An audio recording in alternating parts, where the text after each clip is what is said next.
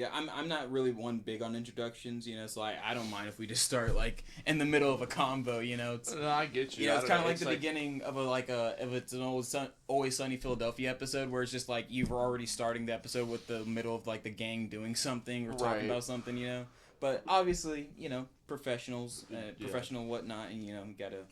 Yeah, again, it goes back to our conversation. Like, I think I just take it a little bit more seriously than you. That is true. Yeah. You do take things more seriously than I do. Yeah. Well, I mean, like, this should be added to my portfolio. Like, I audio engineered a podcast, Yeah. So where you say horrible things. Well, they don't know it's me. I mean, if it's going on your portfolio, I guess so. That is true. You got a point there. Yeah, that's true. Yeah. Yeah, this guy just happens to sound a lot like me, but trust me, he sounds a lot like me, but it's actually my brother, Christopher Colebrook. It's like you didn't even try. Yeah, I'm definitely cutting that part out. Yeah, that's cool. That's cool. So I guess we'll just start off by saying, welcome to the Worthwhile Podcast. This is a podcast where, two friends just talk about everything from gaming, media, pop culture things, and politics, whatever's going on in the world that we deem necessary to just talk about. And this is more of just like it's like a very free-form podcast, I'd say. Like we obviously joke a lot and we say obscene things off camera all the time to each other, and so I think naturally it just made sense that we do something like this together as something to be recorded, essentially. Yeah, I've always said we have to monetize our things, you know what I'm saying? Yeah. Like, I feel like our banter's too good. I'm not necessarily here, though. It's not going to be... I feel like this podcast won't be an exact reflection of the shit we be saying. I mean, it will for me, because I'm a very unfiltered person. So, that is true. That is true. I'm not going to hold back. You might, and that's fine, but... Yeah. But I definitely am going to let loose just like I always do. So. Fair enough. That's just who I am by my nature. By nature, yeah. Yeah. So, yeah, I mean, I guess, we should obviously, just start talking about stuff. One of the things I wanted to start, the pod off with was, obviously there's been a lot of, like, serious things going on in the world. We haven't really hung out necessarily in about a month, similar to when we recorded the pilot for this podcast. Yeah. And a lot's just gone down, so I feel like it was only necessary that we start off talking about some pretty serious stuff with the last 2 episodes of Smiling Friends that just came out. Yeah, no, of all the things going on in the world right now, I think that is the most prescient. Yes. Yes, very, very prescient, very important, and very immediate. Okay. Just like we started off the pilot with. Yeah, some bullshit. Yeah. So, I mean, what did you think about those last 2 episodes? Okay, so, alright, look, I'm a little bit of background with the Smiling Friends thing. When it first got announced that Zach and Michael were like, nah, dude, we don't really want to do this anymore, like, we don't want to let it drag on until it got stupid. I, like everybody, I was disappointed, but I wasn't angry. I was more so like, man, fuck, like, that's it? Yeah. Like, and then they revealed, we're going to give you 2 more episodes, and then you all can shut the fuck up and die, like, or whatever. Alright, cool. So my thoughts on the actual episodes themselves. Look, the robot one, I feel like, look, they were both solid episodes. I definitely feel like the robot one was the weaker of the 2. I feel like that was one that maybe because they had talked about there were some episodes, like they always have episodes that they scrap in the seasons. That definitely to me felt like one that, like, if it wasn't there, I wouldn't have missed it, like, at all. You know what I'm saying? Like, it was funny. It had good bit, like when Mr. Boss is fucking the robot, and everyone else is using it, and then at the end, the Mr. Boss is like, oh, I knew it was a guy the whole time. like that, it has good bits, but overall, I just feel like Charlie's uncle was just so much more funny. Yeah. It gave payoff to, like, things that, I wouldn't even say it was, like, set up, but, like, the bit with Charlie's, oh, yeah, my uncle, like, got into a car crash, he killed about 4 people, and Pim's like, oh, that's horrible. He's like, yeah, my uncle loves his cars. Yeah, he loves his cars. like, right. Like, even back then, even Pim was like, yeah, your uncle sounds like a bad guy, and he's like, no, dude, he's just doing a bit. And then we actually get to see the kind of shit that he would do to Charlie. Like, right. Like I thought that was awesome. I thought also like the stock PNG of the dog. Like that made me laugh a lot. Him like jerking off in the car. Yeah. I just thought it was a very solid episode. A good send-off to Pim and Charlie. One last adventure that honestly kind of brings back things as early as the first Mr. Frog episode. Like what he's talking about, oh, Uncle loves his car, Uncle loves his car. You know, like paying that off. It was like a good wrap-up for them. And then Alan, his side plot with the fucking, his date, and it turns out it's the landlord from season 2. Again, great payoff, and I guess Glep got his own solid, focused episode, which, even if they didn't realize that was going to be the finale at the time, it really did kind of, like, solidify Glep's character, if you can call it a character. His whole character's just like, and everyone's like, oh, okay, like... Yeah, it was kind of just, like, a very, like, fun, silly episode of, like, the adventures of Glep that last one they did for him. You caused the bubonic plague? Get the fuck out of here, dude! Yeah. Like... Yes. Still upset that they didn't rotoscope guy, even though that's the main thing he's known for. Yeah, his name is rotoscope, guy. Like that's his name. Yeah. No, I mean I thoroughly enjoyed those last 2 episodes a lot. And I agree with you. The Charlie's Uncle episode was definitely a lot funnier than the robot episode. Yeah, I think the robot episode title is funnier. Yeah, the title with all the numbers. All the fucking numbers, dude. Yeah. No, it was definitely a good send off. I'm still definitely upset about it. You know, at the time, you know, we talked about this in the pilot to this podcast, like how, you know, it was kind of just like messed up for them to like get us all hot and bothered for seasons 4 and 5 to then just be like, oh no, we're not doing that. I don't want to play with you know, anymore. And then, you know, you get that YouTube video from, what's the guy's name? Shiglulu? Shigloo. Yeah, Shigloo. He's the guy who animated Goofy's Trial. Oh, yeah, I remember that. That's a classic. It's a classic. It's a classic YouTube animated short of his. I mean, he's done more stuff. Please go check out his channel if you're, like, watching this. I don't want to just box him in as the Goofy's Trial guy. But, like, generally speaking, that's where most people have known him from. Yeah. And he's done, like, Game Grumps stuff, and, like, he's been working in internet animation for a long time now. And that's really, which like, is crazy, because he's younger than me. Yeah. Yeah, I'm 24. He's about the same age as I am. Yeah. Like, we're all early 20s, but it just mind boggles me that, like, I was, like, 15, 16 watching a video, and he had to have been, like, 14 when he made that. Yeah. And I was over here thinking this is, like, some, like, 20-year-old, like, bumfuck basement dwelling animator who was just trying to be edgy in 2016. No, dude, he was like 14, like animating, and it's pretty good animation for a 14-year-old. Not even in general, it's pretty good for YouTube in general. I don't want to like box him in, but he ended up becoming the director of Smiling Friends at such a young age because Zach and Michael were just like trying so hard to step away. I just think that's amazing, and he's actually got a pilot coming out, which I'm very excited to check out.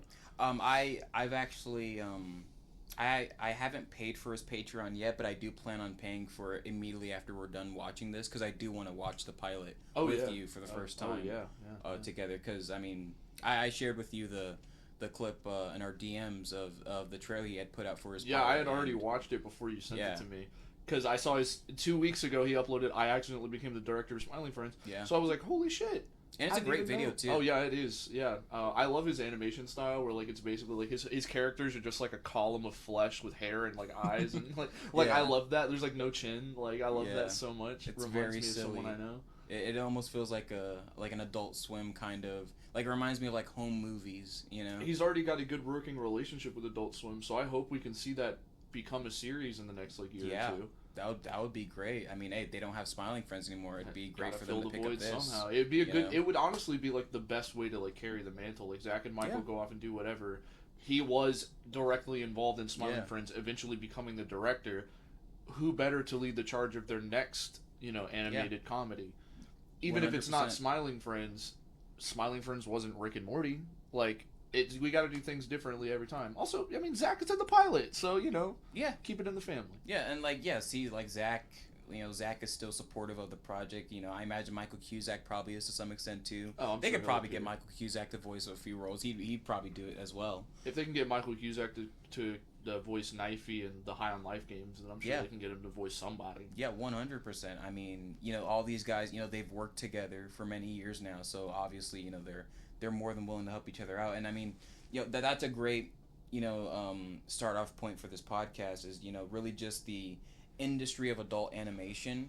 And what I think Michael and Zach did that's so special and so unique is that, you watch that Shigloo video where he talks about how he became, an animation director for Smiling Friends at such a young age. Right. And one of the most remarkable things I find about that video that I never realized watching Smiling Friends all these years is that Michael and Zach really did give a lot of chances to just indie animators who were just out there working, on YouTube, just like not even like professionals, they weren't working in the industry. These are just, a lot of them, just kids, literal teenagers, just working at home, just making these animated GIFs or whatever. And like they put so much faith in a lot of these guys to help them create the show. And that's so amazing that they would do that, because no other show in the industry would give, like Shigloo, for instance, a 19-year-old in college. Like, who would do that? What executive at fucking Adult Swim would reach out to that guy and be like, yeah, we want you to storyboard for us all these sequences, and then once you're done doing that, we're gonna, like, elevate you to, like, more, like, consistent animated projects for our show. Like, no high-level executive would ever think of that. Like, to give chances to people that young, that inexperienced. Yeah. My thing, the way I describe Smiling Friends, and, like, I think this is just a good way to describe, like, I don't want to say the community of Smiling Friends, but, like, the people who made it. It's a show for TV from the internet. Yeah. Like, it is literally, like, Zach and Michael, we talked about this in the first episode, they're from the Newgrounds days, like, pre-YouTube, or at the very least, like, early YouTube, when everyone, before they invented partnership programs and things like that. They come from that world, and they've grown with YouTube through the past, 20 some odd years that YouTube has been a thing. They see all these up and coming indie animators, and they're all part of the same community. Yeah. And I think, like you said, it's just a great thing that they were like, I actually don't want to outsource this to some, like, Korean animation, No, let's give these guys a chance. Look, they're doing great stuff on YouTube. I wonder what if they can do this stuff with limited resources on YouTube. What could they do with all the resources we can give them? Yeah. And we got shit like Rotoscope Guy, the fucking Squim. We got all sorts of like mixed media animation. So much unique animation styles. And granted, they did do some things with the Korean stuff, and Shigloo talks about that in his video. Yeah. He eventually oversaw the Korean like animation team. At like 21 years old. He was on Zoom calls with a translator, barely old enough to buy a beer, telling all these experienced animators how he wants the show to look and feel, and this, that, and the third. Yeah. That's fucking awesome. And it all stems from Zach and Michael's like generosity and self-awareness. I don't think they ever let like the success of Smiling Friends get to them in a serious way. They never did, and I love that they kept their integrity. Yeah, they did. They kept their integrity. They kept their integrity, and they looked at where they came from, and they realized we should be giving other people who came up like us a chance. Like we came from internet animation. We came from making stupid YouTube videos. I wish someone gave us a chance like this. Yeah. Like, and you look at Zach and Michael, they've been doing that stuff for over 20 years. I mean, they were posting, like, in the early days, before YouTube was even really a platform. Yeah, that's what I was saying, like, the Newgrounds days. So, like, they've been, and they've been doing a lot of that stuff, mostly for monetary, but, like, also just for fun, I can't even say that. When's the last time Zach Hadel uploaded an animation? Right, yeah. Like, I don't think he just does it for the love of the game, dude. Yeah. He really does. Like, it genuinely is. And they obviously have that perspective of being indie animators coming from, such a small place to eventually get an actual show on Adult Swim, that they just naturally, looked inward and were like, we have to lend a hand to these other indie animators to get them a chance, to get them a portfolio the way we finally got, like that's just so fucking great that they did that. Oh, like, genuinely. Because no one at Adult Swim or Cartoon Network would have ever thought about doing that. No, None of them. only Zach and Michael would have thought about that, and I am so grateful that they did that for those guys. Yeah. If this gives Shiglu a chance to like really spread his wings in a way, I'm all for it. And not just Shiglu, but all of them. Oh well, all of them. Yeah, too, he's the only one I have experience with though. But like, I do know that he outsourced a lot of like, a lot of YouTubers do make appearances. Like, my favorite example before I knew about Shiglu was the number 15, Burger King foot lettuce. Like, that was awesome to me. I knew the rotoscoping thing from the name escapes me, but he made that awesome Grinch video with rotoscoping. Oh, I know the guy you're talking about. He uses like AI to do his rotoscope stuff. Dude. Yeah. I feel really bad if somehow this gets to you, bro. I'm sorry. I should have looked up your fucking name. All right, let's do that. It's Joel something, I believe. I forget his name exactly. With J. Fuck, fake fan. Yeah, fake fan. Am I right? Yeah. Yo, you love my stuff so much, you don't even know who the fuck I am. Yeah, right. Yeah, but what I love about that guy is he uses like AI in a way that is still creative. Like, he's not using AI in a way to where like it's just like generative, you know what I mean? Right. Like he's using it in a way that's like actually creative to create like an interesting performance out of it that's like really comedic and clever in a lot of ways, you know what I mean? Yeah.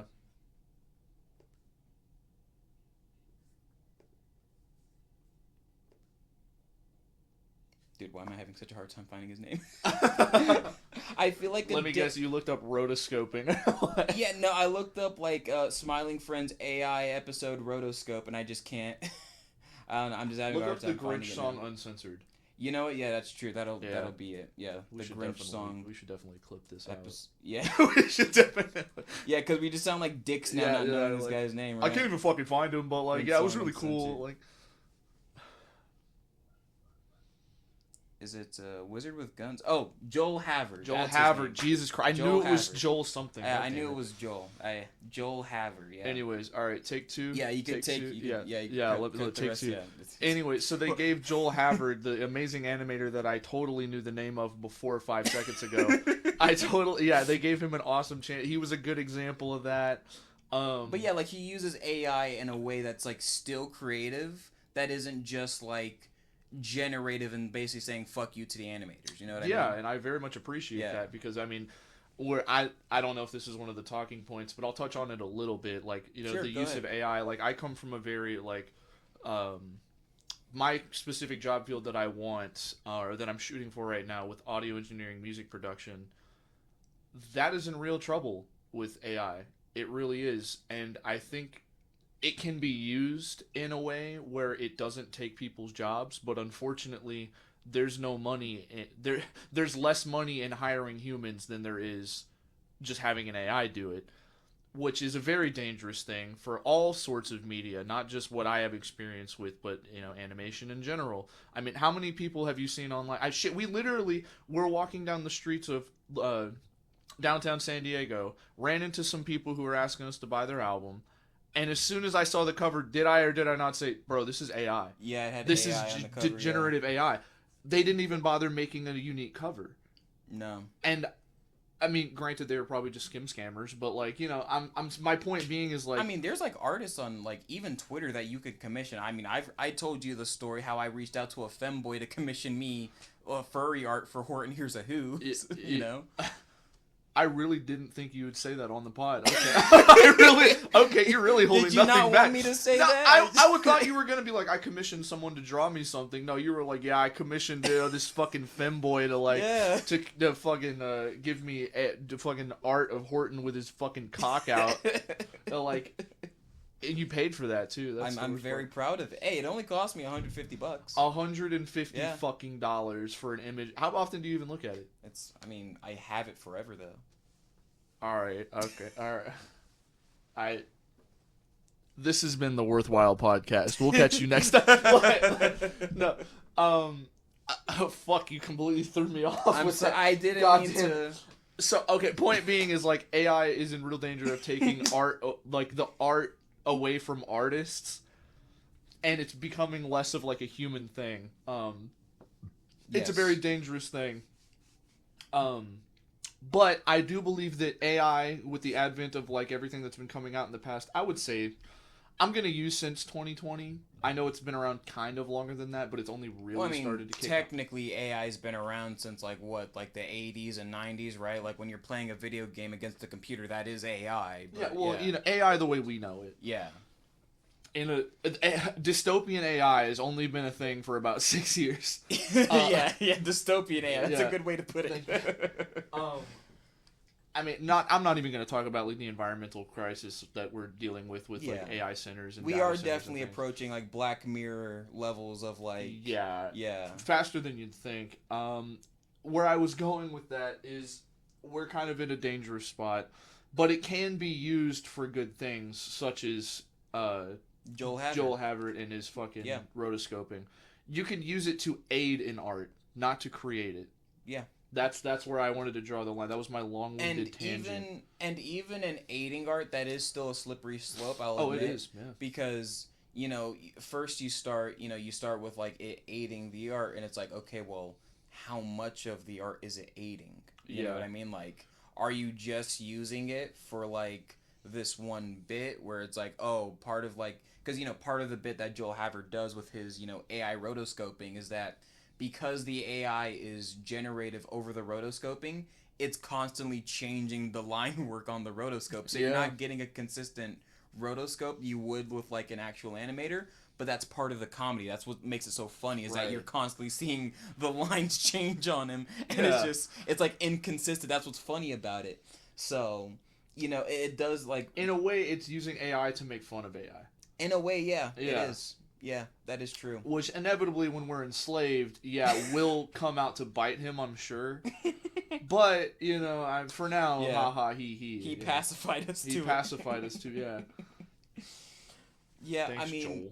Yeah, it is a slippery slope though, because I mean, even Jon Favreau was asked this question recently on Jimmy Kimmel Live about the usages of AI and whether or not it was ethical, or whether or not it's worth for Hollywood to invest into it or like to use it for their productions. And I remember when I watched this clip, it was on Jimmy Kimmel Live. It was actually at CinemaCon. He was interviewed about this. And I remember he gave a very interesting statement about it, where he basically said he wasn't like fully against it, but he basically said that there are tools that AI can be used for in the realm of movie production that he still thinks are valuable, but he also acknowledged the fact that it is still dangerous and that it does risk people's jobs. So, and I remember at the time when I watched that a few weeks ago, I remember thinking to myself like, oh, that's kind of a bad sign. So like even Jon Favreau's like already hopping on the AI train with this, and it's like, I mean, he's less dick riding it than most people are, I'll say that. Yeah, he's less dick riding about it, but like even the fact that like he's still giving like a nuanced response about it, where he's like, well, like, yeah, we're still willing to use it for our movie productions and whatnot. And it's just like that's a slippery slope, man. That's really a slippery slope. Like, because there are some aspects of it as a tool that I can understand it being used for. Right. Like Pixar recently talked about this.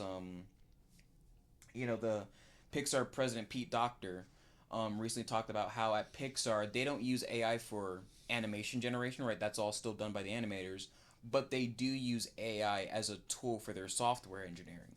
So, certain, things when it comes to like rigging or camera movement, certain things when it comes to, just the overall UI that they use at Pixar, which is called Presto, the software they use to animate their projects. There are elements of artificial intelligence they use for that managing. And that's understandable. Right. But he has like openly said like, yeah, they don't use AI at Pixar for their animation, but it is used for like their tools and their engineering and stuff like that. And I do think that is ethical. I do. But again, it goes back to that Jon Favreau quote where it's like, I understand the usages of it for production purposes, like managing, engineering, what kind of stuff.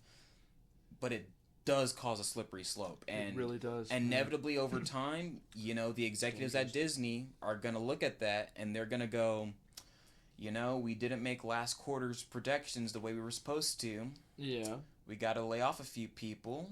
We've got this technology now that allows us to do all these other things. Well, Maybe we don't need as many animators at Pixar as we need. Maybe we don't need as many visual effects artists at ILM as we need. It's arguably the same thing that's happening in the workforce right now of like post-COVID, like, oh, we can actually get away with running all of our things on skeleton crews. Yeah. We don't actually have to hire anybody. Yeah. So we're having a job crisis right now. It's going to be the same thing. Like, oh, well, if this can be done by AI, what the fuck do I need you for? I don't have to pay the AI. Yeah. Oh, if one person can get the job done of 4 people, why the fuck would I hire 3 other people? That's just money going to waste. Exactly. Again, dystopian use of AI. It really is. Yeah. It really, really is. And I agree. I actually do agree with Pete Docter's and Jon Favreau's take on it, of using it for like production, engineering purposes. I understand that. That makes sense. Yeah. But it creates a very slippery slope, and I'm concerned because, both of those guys, they work at Disney, which is the biggest studio in Hollywood, and, as time goes on and AI becomes better, they're going to look at their employee roster and they're going to go, we can make a number of cuts here. I'm going to be generous and give it 10 years. Yeah. Yeah. That's generous. Because look how far it's come since 2020, Look how far it's come in only 6 years, let alone 10 years from now. Yeah. Yeah. It is very dystopian, like you said. Absolutely. Like, it really does concern me about what the future of art is going to look like. And when I say art, I don't just mean like, artists, like musicians, like just art in general, like animation. Yeah. What's the future of movie production going to look like? What's the future of visual effects? This is going to impact everything. Yeah. And it will change the landscape. And that is very alarming, especially for people like yourself who are in the audio engineering space. Like, yeah, if AI is getting that good, what are they going to need as many audio engineers for? We talked about this before, not on the podcast, but, in our personal life.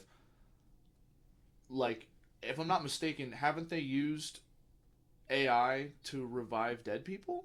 They have, yeah. Like Carrie Fisher in the last, episode 9, didn't they use AI to bring her back?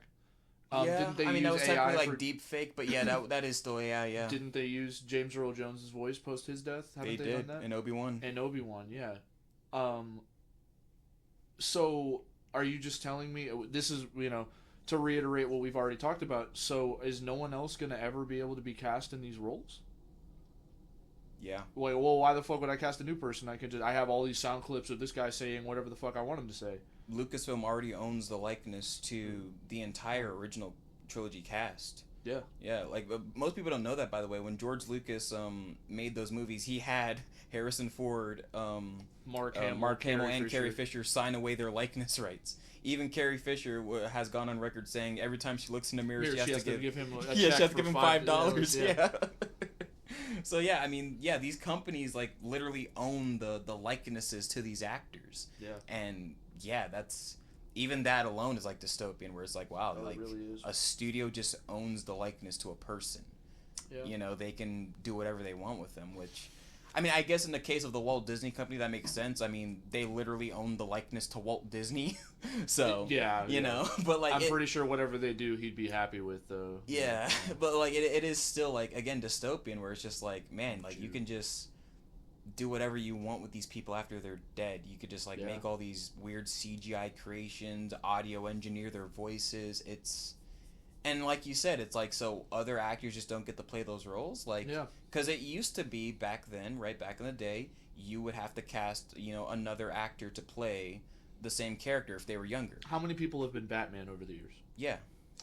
So what if we just unanimously decide, okay, well, no one can ever have the Batman likeness other than, we'll say, Michael Keaton, for example. And we're just going to deep fake him and use his voice for the rest of the time.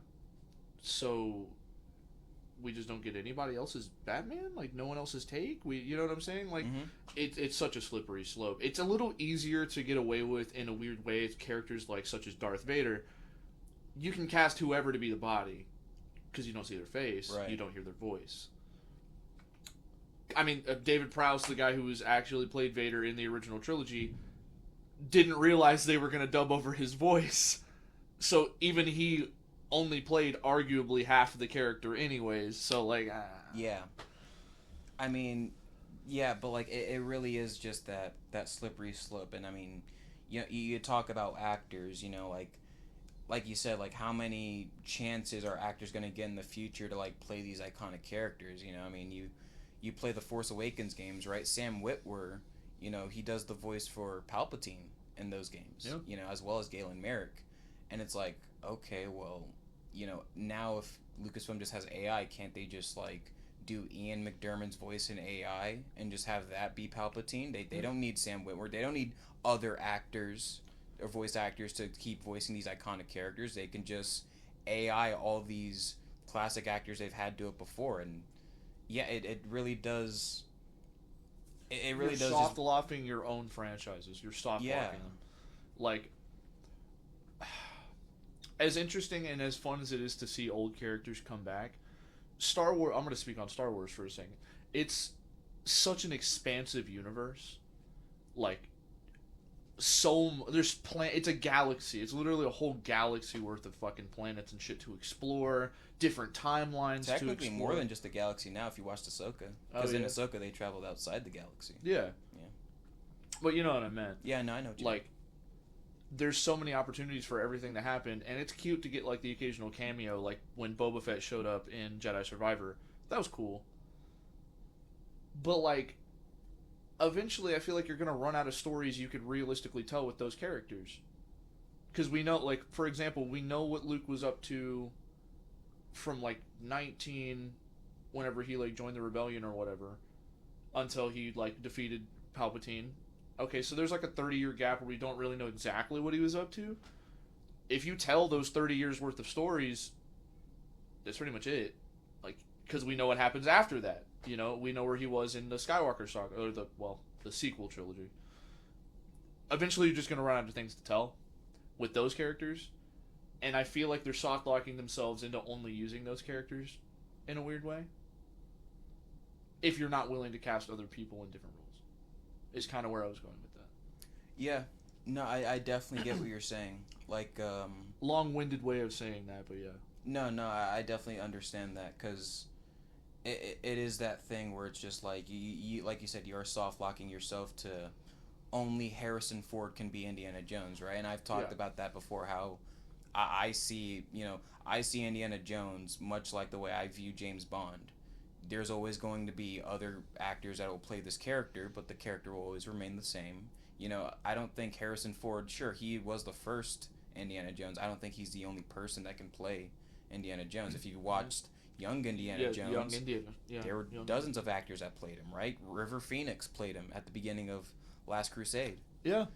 So, 100%, like, there are more stories to tell with these characters, and there are more actors to do them with. You don't have to, like you said, soft lock yourself to just, oh no, but everyone likes Harrison Ford, so it has to be Harrison Ford. Yeah. We're gonna AI deepfake Harrison Ford. Yeah. And I Which just they think did in Dial of Destiny at the beginning, whenever he was young. And it looks good. You could have just had a young person play that character. Yeah. Someone who looked somewhat like him. You can't tell me. Sebastian Shaw. Sebastian Stan looks a lot like a young Mark Hamill. You could have him play young Luke Skywalker, for example. Yeah. And it would be fine. You don't have to deepfake that. He looks realistic. You know what I'm saying? Now, if you can't get Shaq to play young Indiana Jones, or you have to cast it right. Like, don't get me wrong. Find the right actor. Yeah, find the right actor, but give an actor a chance. Yeah. Like, I don't know. And that is sort of the alarming part of this whole AI revolution we're going down now, is just that where will these lines be drawn? Now, the one thing that does give me hope in regards to a lot of that stuff, at least when it comes to the industry, really is the unions. Because the union labor that is in Hollywood is some of the strongest, one of the strongest union labor organizations in the country. Yeah. And I was so happy in 2023 when they went on that huge actors and writers strike that they did, because they were able to get some huge concessions out of that. And one of those concessions was specifically about AI and the usages of generative AI and how it should be done. There were specific concessions they got out of the studios to negotiate about that, to be like, we don't want you using this for our actors. If you're gonna do crowd shots, get our actors in there. If, like, like, and even like the crowd shot thing, because I remember this was something people brought up back when that strike was going on, was, is it ethical for studios to use AI for crowd shots? Because some people would argue, and Lucasfilm pioneered this starting with Young Indiana Jones, CGI crowd shots have been a thing in Hollywood since the early 90s. Yeah. Lucasfilm pioneered that in Young Indiana Jones. So if you're against AI crowd shots, are you against computer-generated crowd shots? Yeah. Because CG is essentially AI. It's just a little more hands-on. Yeah. So, it does bring up these ethical questions where it's like, okay, well, if we're against this thing, shouldn't we also technically be against this thing? Fuck it, only practical effects in Hollywood. Fuck it. Yeah, let's just return to, 1960s levels of, if you had to get a crowd shot of, 1,000 people, you actually had to get 1,000 people. Yeah.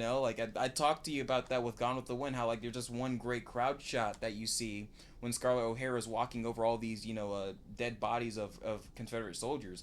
And, that crowd shot is so amazing the way they do it, because it's you see at least 500-600 people there, and it's all people, right? Yeah. If that shot was done today, it would just be CG or AI, And, back in those days, they actually had to get people, or at the very least dummies, to lay down there and act dead. Something was in front of the camera. Something practical, something real.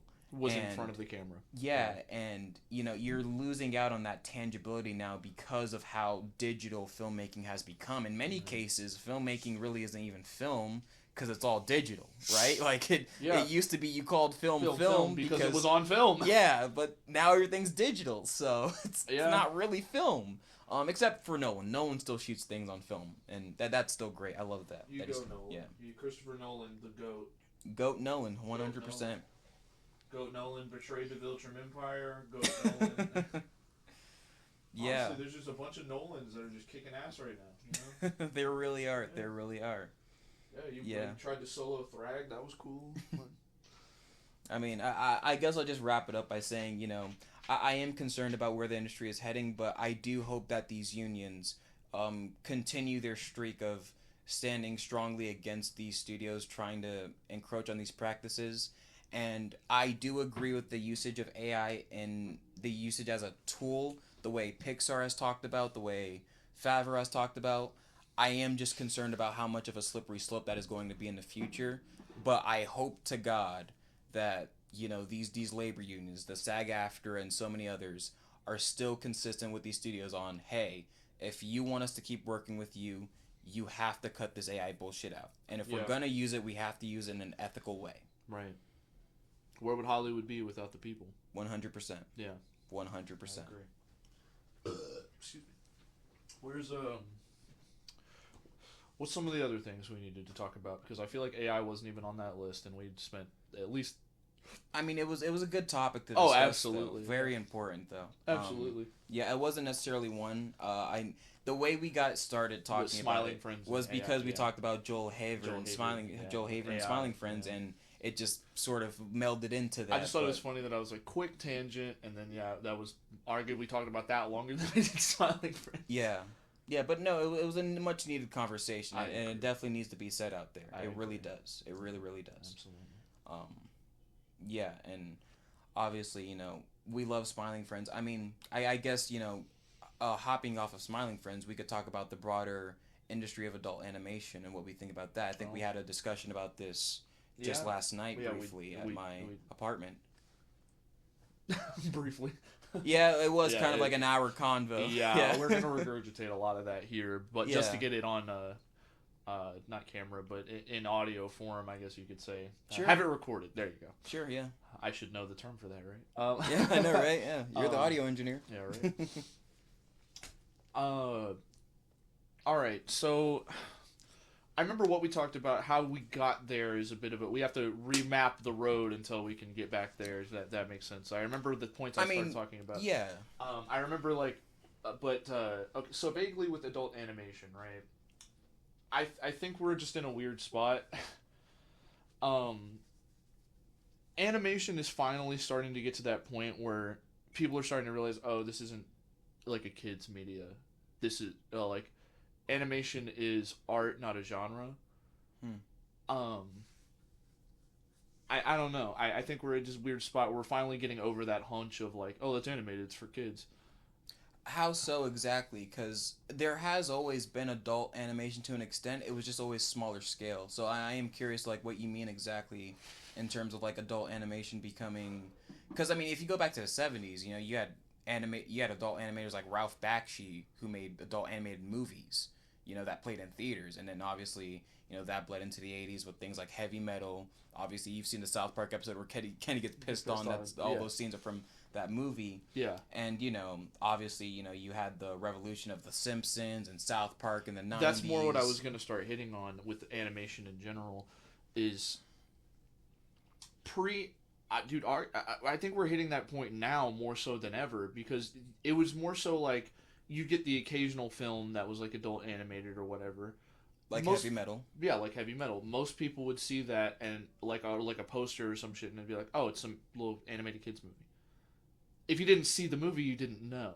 How many parents went to take their kids in 2016 to see Sausage Party? Wait, were there actual parents? I didn't know. That was a huge thing. Really? Yeah, people were like, "What the fuck? This is animated. This is supposed to be for kids." Oh wow. Yeah. Damn. And to be fair, they kind of leaned into like that like Mickey Mouse thing. They all wear white gloves. Like, you know. Yeah, like, but if you watched the trailer, it was pretty explicit. Yeah, they didn't like a lot of parents didn't watch the trailer. Or they, you know. Yeah. How many parents, you know, would have their kids, "Oh, this is animated. Sit down and watch this," and it's fucking Family Guy.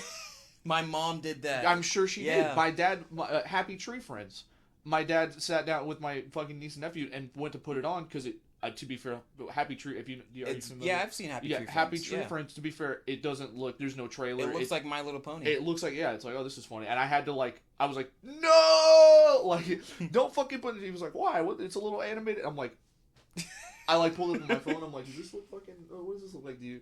I remember the day I was like 4 years old. My mom, she worked as a corrections officer, and she usually worked the day shift. Hey, so did I. So you know, she would always come home like late in the evening, and one day she saw me watching Family Guy. And at this time, you know, my mom, you know, I was 4 years old. She knew I watched The Simpsons and shows like that. And keep in mind, this would have been like early 2000s, right? Like 2007, or I guess mid to late 2000s. Right. So, you know, The Simpsons at that point was, like, relatively tame in comparison to what it was considered in the 90s, right. You know? So, like, you know, even as a 4-year-old, my mom was fine with me watching The Simpsons, and she had never seen Family Guy, so she just assumed, oh, Family Guy is just like The Simpsons. And she sat with me one day to watch an episode of Family Guy. Mom. Big mistake. And realized what the show was, and she immediately said, oh, you can't watch this. This is for adults. And I was like, well, what do you mean? Simpsons is for adults and I could watch that? And she's like, well, no, but like Simpsons is like not as bad. And I was like, what do you mean? They curse in the Simpsons. Like I unironically made that argument as a kid. You didn't understand why one was okay and the other one wasn't. Because I was like, well, but Simpsons they curse and Family Guy it's the same thing. And my mom was like trying to explain to me. It's like, no, that it's not. It's different. Like, yeah. Okay, that was actually a good way to get on the roadmap. Thank you for talking about that. Yeah. Because we talked about how shit Modern Family Guy is. Not to be the guy that's like bandwagoning on Modern Family Guy, but it's so fucking true. Take the earlier seasons of Family Guy, which I know we might get bored with this because we've already talked about it, but like to reiterate. Yeah. Modern Family Guy, or excuse me, early Family Guy, seasons 1 through 3, before the first cancellation, right? It was compared to The Simpsons all the time because it literally was a pastiche of The Simpsons. Yeah. It was like an adult animated comedy. Like, it's not for kids, but you could sit down and watch The Simpsons as a family. Yeah, you can. Like, you can do that. You could do the same with early Family Guy. Little kids probably wouldn't get a lot of the cutaway gags, but overall it'd be like, oh, Peter, like he's a silly, goofy, idiot dad who, at the end of the day, wants what's best for his family because he loves them. Yeah. Peter was a sincere character in those early seasons. He was. He was a sincere character. Lois was the voice of reason. Brian was a pastiche of like a depressive midlife crisis type person. Well, he's a dog, so he's like 7, so he is midlife. I don't know what the fuck was up with Stewie, but we're not gonna, Megan just always wanted to kill his mom for some reason. Yeah, that was I think it was just doing something different than like because Maggie loves Marge, Stewie hates Lois, like that. That okay, I could see that. And even Megan, like Chris, he wanted to be an artist. I don't know if you even remember that plot line. He wanted to draw. That's a whole plot line. Like, really? All he wanted to do was draw. Wow. Yeah, and he would just do teenager things. Meg wanted to be popular, but she was kind of like a nerdy loser. Like, she had to figure out how to fit in. Those are all tropes that you would see on a show like The Simpsons. In a way. Like, not the same thing, but I'm saying, like, right. Like, those are all, like, realistic things that, like, teenagers, and now that we're on the other side of teenagers, adults go through. I mean, in my case, I have a family. Like, I know what it's like to provide for them. I'm kind of an idiot sometimes. I get it. You know what I'm saying? Yeah. I'm 24, so I'm basically halfway through my life. I'm going through midlife crisis. Like, I get it, Yeah. I never wanted to kill my mom. I don't know. Again, I don't know what the fuck is up with Stewie, but, we're not... Yeah. Either way, they had clear guidelines and lines that they shouldn't cross, be just like The Simpsons did. The difference is Family Guy started crossing those lines to get out of The Simpsons shadow a little bit, and it's like, okay, so this is like The Simpsons but a little edgier. Okay. And then it got canceled. Alright, well, we gave it our best, let's do American Dad now. Then they brought Family Guy back, and not everyone from the original run came back. So now you have what The Simpsons is deemed flanderization, because different writers come in to write these characters that they don't fully understand. They just know the hit points. So the hit points become even smaller and smaller and smaller as you get new writers writing for these characters. And you get pastiche of what these characters were, to where Peter is not only like just kind of an idiot who does dumb things. He's literally the embodiment of retardation. And he's evil. He's malicious. Yeah. He shot his daughter in an episode. Like, okay, it's funny. It's funny. I'm not saying it's not funny, but, like, it hits a point where it's like, oh, these characters, they don't even love each other. Yeah. They're not a family. These are just characters that they stick together at this point. I mean, how many times has Lois went through a fucking midlife crisis? Brian is just an insufferable douchebag. Stewie's just gay. Like, I don't know. What he's just a gay genius who is like catty. That's really his whole thing. Chris just masturbates all the time, and Meg is just depressed. And by I don't mean depressed like she's sad. Like, she like cuts herself. She cuts herself. That's the joke. Yeah. Again, there are a lot, and The Simpsons never did that because there's clear lines that The Simpsons never crossed. Like, this is our bubble. This is what our characters can and can't do. This is like their general outline. Like Lisa becoming a vegetarian, meeting Paul McCartney, and that whole thing. She's still a vegetarian to this day. Yeah. That was the whole clause with Paul McCartney appearing on the show. I'll only appear on the show if Lisa continues to be a vegetarian. They still honor that. Yeah. That wasn't just a one-off. If you look at the dinner scenes, everyone's eating like meat and potatoes. She's only eating like salads and shit. To this day. They kept that consistency. They kept all consistency these years later. Through different writers and showrunners. Yeah. And Family Guy doesn't do any of that. No, None it of really it doesn't. I've even talked about that with like recent episodes of The Simpsons that I've seen, where it's like, even though like a recent episode of like the most recent season of The Simpsons isn't as high quality or highbrow as like some of those early seasons were, there's still a heart and still an understanding of how to write these characters that is still kept, despite it being nearly 40 years later. Like, even though they've had so many different writers and so many different producers work on the show after all these decades, they still understand the fundamentals of who these characters are, the way they should act, the way they would talk to one another, and that is still honored. And I respect that so much, that even though The Simpsons may not be as high quality as they used to be, the fact that they still adhere to those core elements of those characters all these years later, to me, really goes to show just how consistent they've managed that show after all these years. Could you ever see a scenario where Homer hits Marge? No, I could never see that. No. There's literally over an hour-long compilation on YouTube that you can look up called Peter Hitting His Family. Throughout the seasons. It's over an hour. And by the way, it's not like the whole scene and he hits her at the end. It's literally just like... over an hour. And that is weird. Him hitting, shooting, beating all of his family. You think back to like those first 3 or 4 seasons, and it's like Peter would have never done that. Yeah. Yeah. So Peter like, his character, loves his family. His character fundamentally changed from those first 3 to 4 seasons. I realistically don't know what happened. The most egregious offender that I talked about is Brian. Yeah. Brian was I said earlier, he's a pastiche of like a depressive person going through a midlife crisis. And a part of his midlife crisis was him fundamentally not understanding, like, he's a talking dog. Where does he fit into society? Like, that whole episode you brought up last night, where he runs over that dog and he hides the body because he thinks he's about to go to prison for murder. And he ends up, the guilt gets the better of him. He confesses to Joe, who's a police officer in the show, if you haven't seen it. If you haven't seen it. I mean, who hasn't seen Family Guy? That's right. Joe's a cop. He sits all of them down in the family and he's like, I need you to take me to jail. I've committed a murder. Yeah. I killed a dog with my car. And they all laugh at him.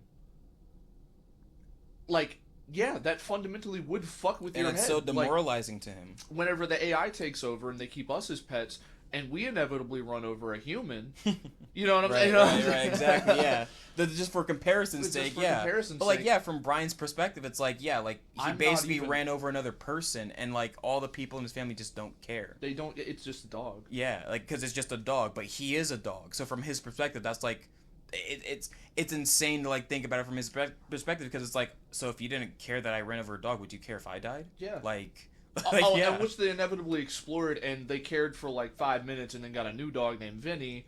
Yeah. Voiced by the late great Tony Cicero from Sopranos fame. Yeah. In retrospect, he was actually really funny. John Gandolfini, yeah, he did a great job. I liked them. No, it was Tony Cicero.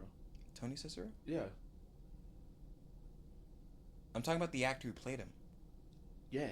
John Gandolfini, isn't that? Yeah, in The Sopranos, that's Tony Soprano. The guy who played Vinny was Tony Cicero, who was in The Sopranos. My bad. Uncle Paulie. I got them confused. No, I only just started watching The Sopranos. They're both fucking wise guys, Yeah. you know. I get you. I'm still in the first season. My bad. Yeah, I get you. No, I understand. No, he's Paulie. Gotcha. I understand now. Like the funniest, best character in The Sopranos. I'm still working my way through it. No, I got you. I thought he did a great job as Vinny. Granted, when I was like 11, I was like, bring back Brian. Oh, yeah. I was really sad. Like, I almost cried whenever he's like, you've given me a beautiful life. Like, you know, it got me. But, like, watching that in retrospect, I'm like, this is the laziest bullshit. And they did it for one season.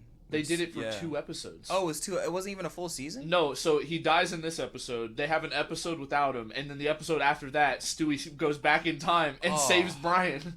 Damn, I thought it was at least like a season they did it No, for. dude, Damn. it was literally an episode. That's so annoying. That's so Vinny, stupid. And Vinny didn't even really star in the next episode. He was just there. Damn.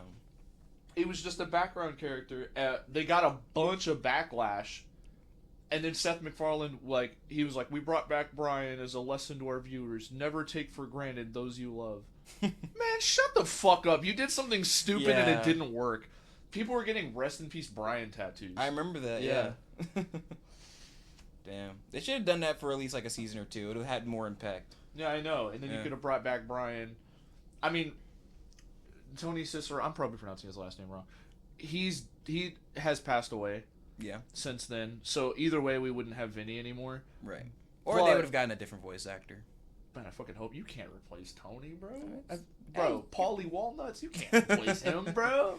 That's true, I guess. Yeah. That's a whole nother thing. I want to talk about that in the next episode. I need you to watch Oz, and I need you to watch The Sopranos so we can talk about, like, that side of media. Okay, sure. Yeah.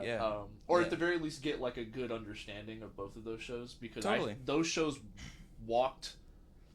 Oz walked so Sopranos can run so Breaking Bad can run a marathon. That's what I think. Okay. But we can get into that. We can Once I'm done watching those shows, I'll definitely... Yeah. You got to get through Oz, man. I'm telling you. Some of it you're going to be like, this is late 90s HBO for real. But it's Well, right now I'm on Sopranos, so I got to go through it one show at a time. I can't do 2 shows at a time. I got you. You know, like, it's like, because for me, I got to, like, focus on one show you're and about then to be in a hop on. position where all you have is media. So you might as well. Yeah, because, like, I did some Oz, bro. I did that, like, this past year or so, where it's like I watched Pluribus, and after that I did Breaking Bad. After that, Better Call Saul. Now I'm on X-Files, although I'm not gonna, like, kind of dropped X-Files because it got repetitive. It's like to me. It's Monster of the Week. Yeah, I got repetitive, so I dropped X-Files. Adult Scooby-Doo. Now I'm on Sopranos, And I do plan on finishing up Sopranos, and once I'm done with Sopranos, I'm gonna go to Oz. So yeah. Oh, it was so good. Yeah. Really fucked up show. Yeah, I'm really good at like just like getting into a show and just like binge watching it. Like, you ever get into that position where like you binge watch a series and then you're just like, man, I need to find another show to watch. Yeah, like, yeah. Now that Invincible is over for the year, I'm like, fuck. Yeah, you're like, I need another show. show. Like, that was my identity these past 5 weeks. Like, yeah, exactly. Fuck. Like, damn. I got The Boys right now, thank God, which is about to fucking end permanently, so it's like, fuck. Well, we are getting those Boys spin-offs. That is true, but, I mean, let's be honest with you, you know. The reason I tune into The Boys... I love the characters. I love the world. It's fun. I want to see... Oh, Hugo, we gonna take down Homelander. Like, that's what I want to... How they're gonna fuck with Homelander this time. And watching Homelander, like, slowly start to lose his mind has been, like, awesome. Oh, it's been very intriguing. I mean... Yeah, which they've already done it different than the comics because he killed Black Noir, and in the comics... Did you read the comics? Do you care? No, Well, it can't be a spoiler for the show because they didn't do this. Black Noir is revealed to be a clone of Homelander, who was the actual one who he raped and killed Butcher's wife. And he was driving Homelander crazy because he's like, I don't even remember doing any of this, but I guess I did it. And then Black Noir they get into a fight, they kill each other essentially. Yeah, and it's a bit messy in the comics. I kind of like the way they simplified it in the show. Yeah, I'm as soon as he killed Black Noir, I was like, oh, they're gonna have to like write around that. Yeah, simplifying it in the show I think was better than because like some of that comic stuff just gets a little wonky. Yeah.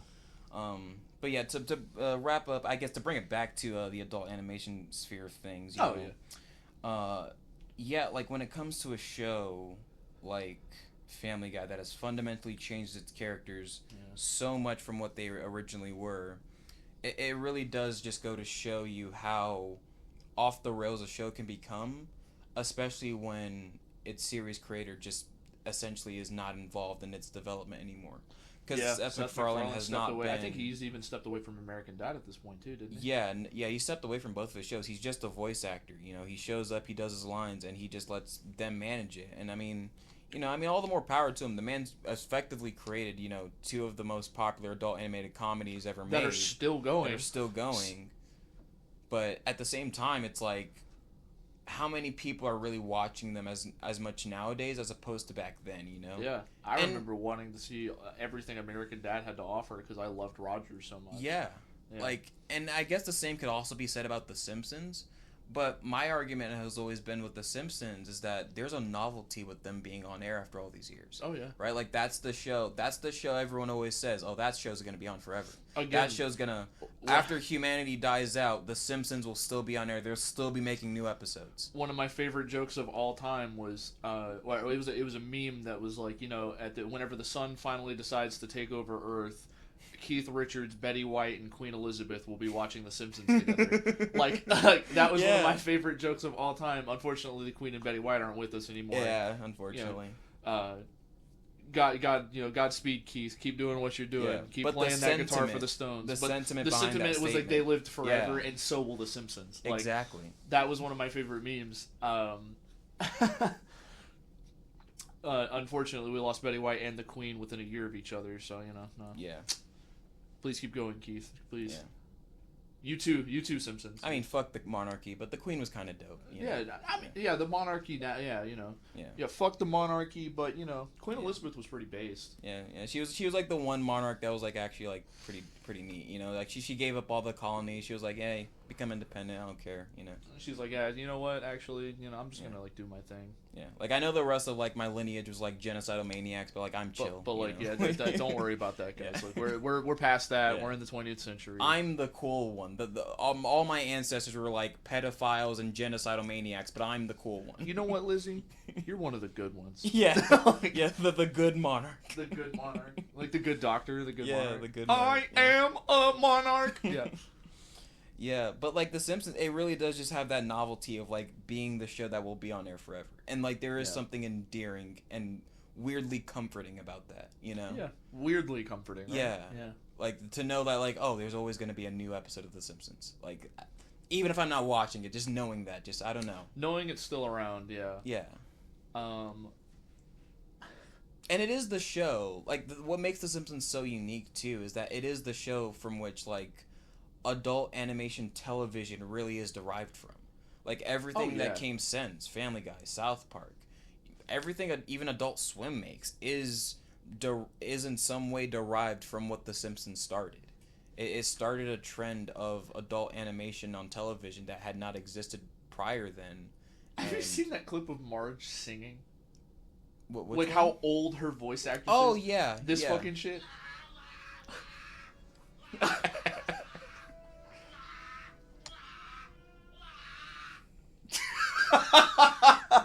Yes, I've seen Julie Kravner. She's like 78 years old now. Dude, my... Dude. Yeah, even Dan Castellaneta, he's like 77. Yeah, dude. Yeah.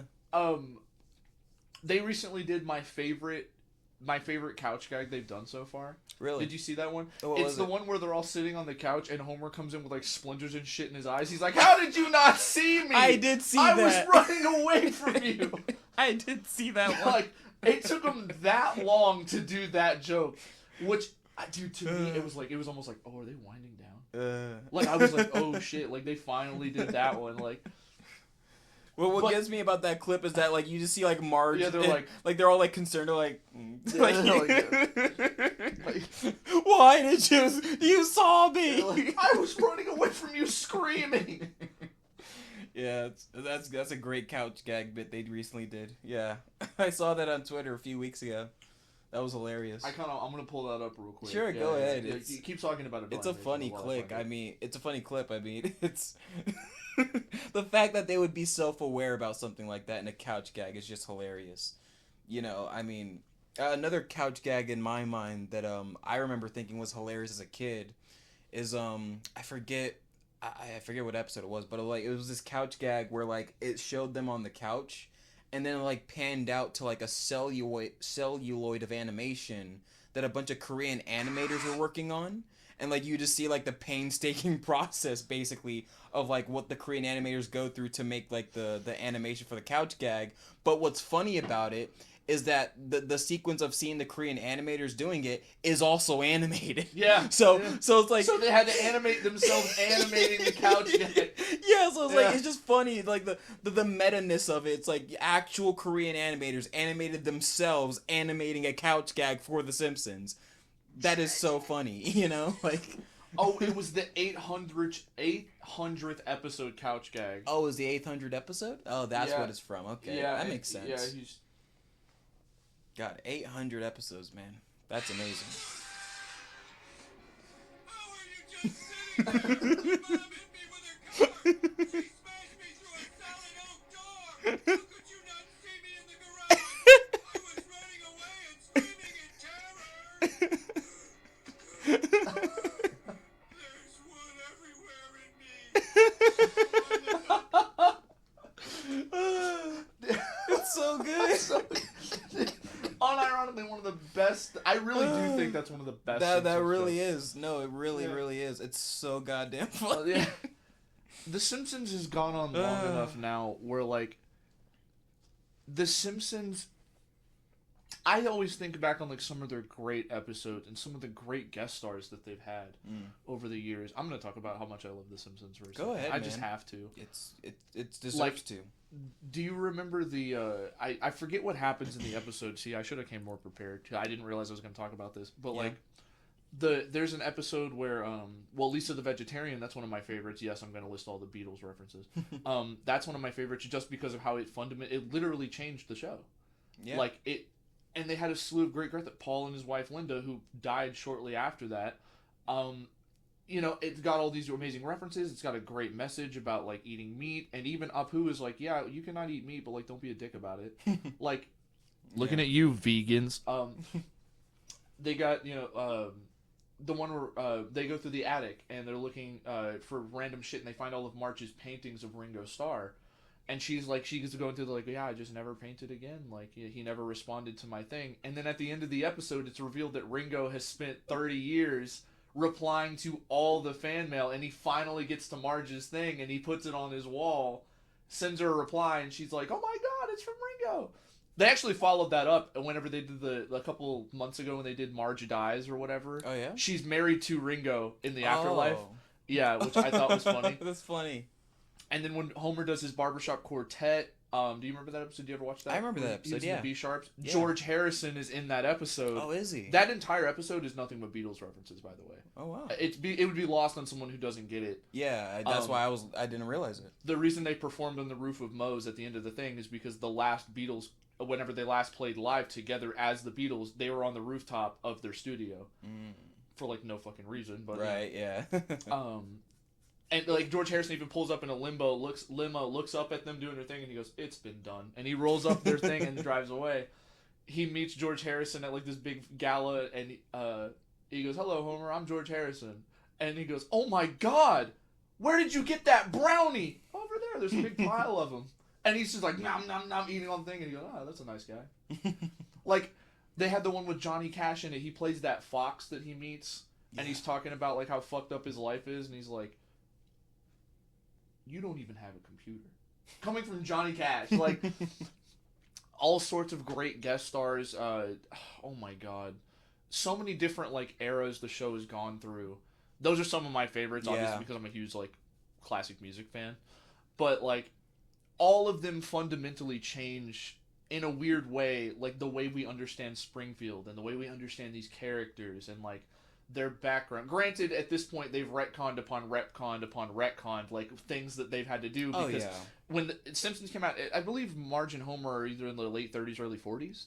Something like that? They're supposed to be in their mid to late 30s. Yeah, because Peter and Lois are in their 40s, but in the Simpsons, Marge and Homer are supposed to be in their, like, mid to late 30s. I could look this up just to clarify. Do. So if that's the case, then Marge. Yeah, Homer's 38 or 39 years old. Yeah.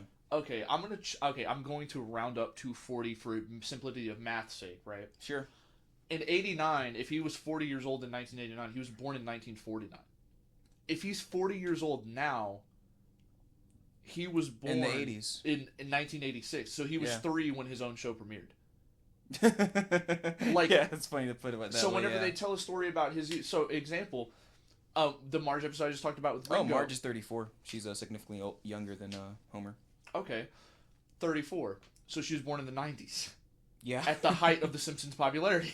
Yeah, she went from being a boomer to now a millennial. Yeah, now a millennial. Yeah. She's almost Gen Z. In another decade she'll be Gen Z. Yeah. But yeah, I hope it lasts another decade so we can get the yeah, 80-year-old by Julian then it'll be like yeah. But so it went from, like, she was painting the Beatles because they were popular when she was a schoolgirl.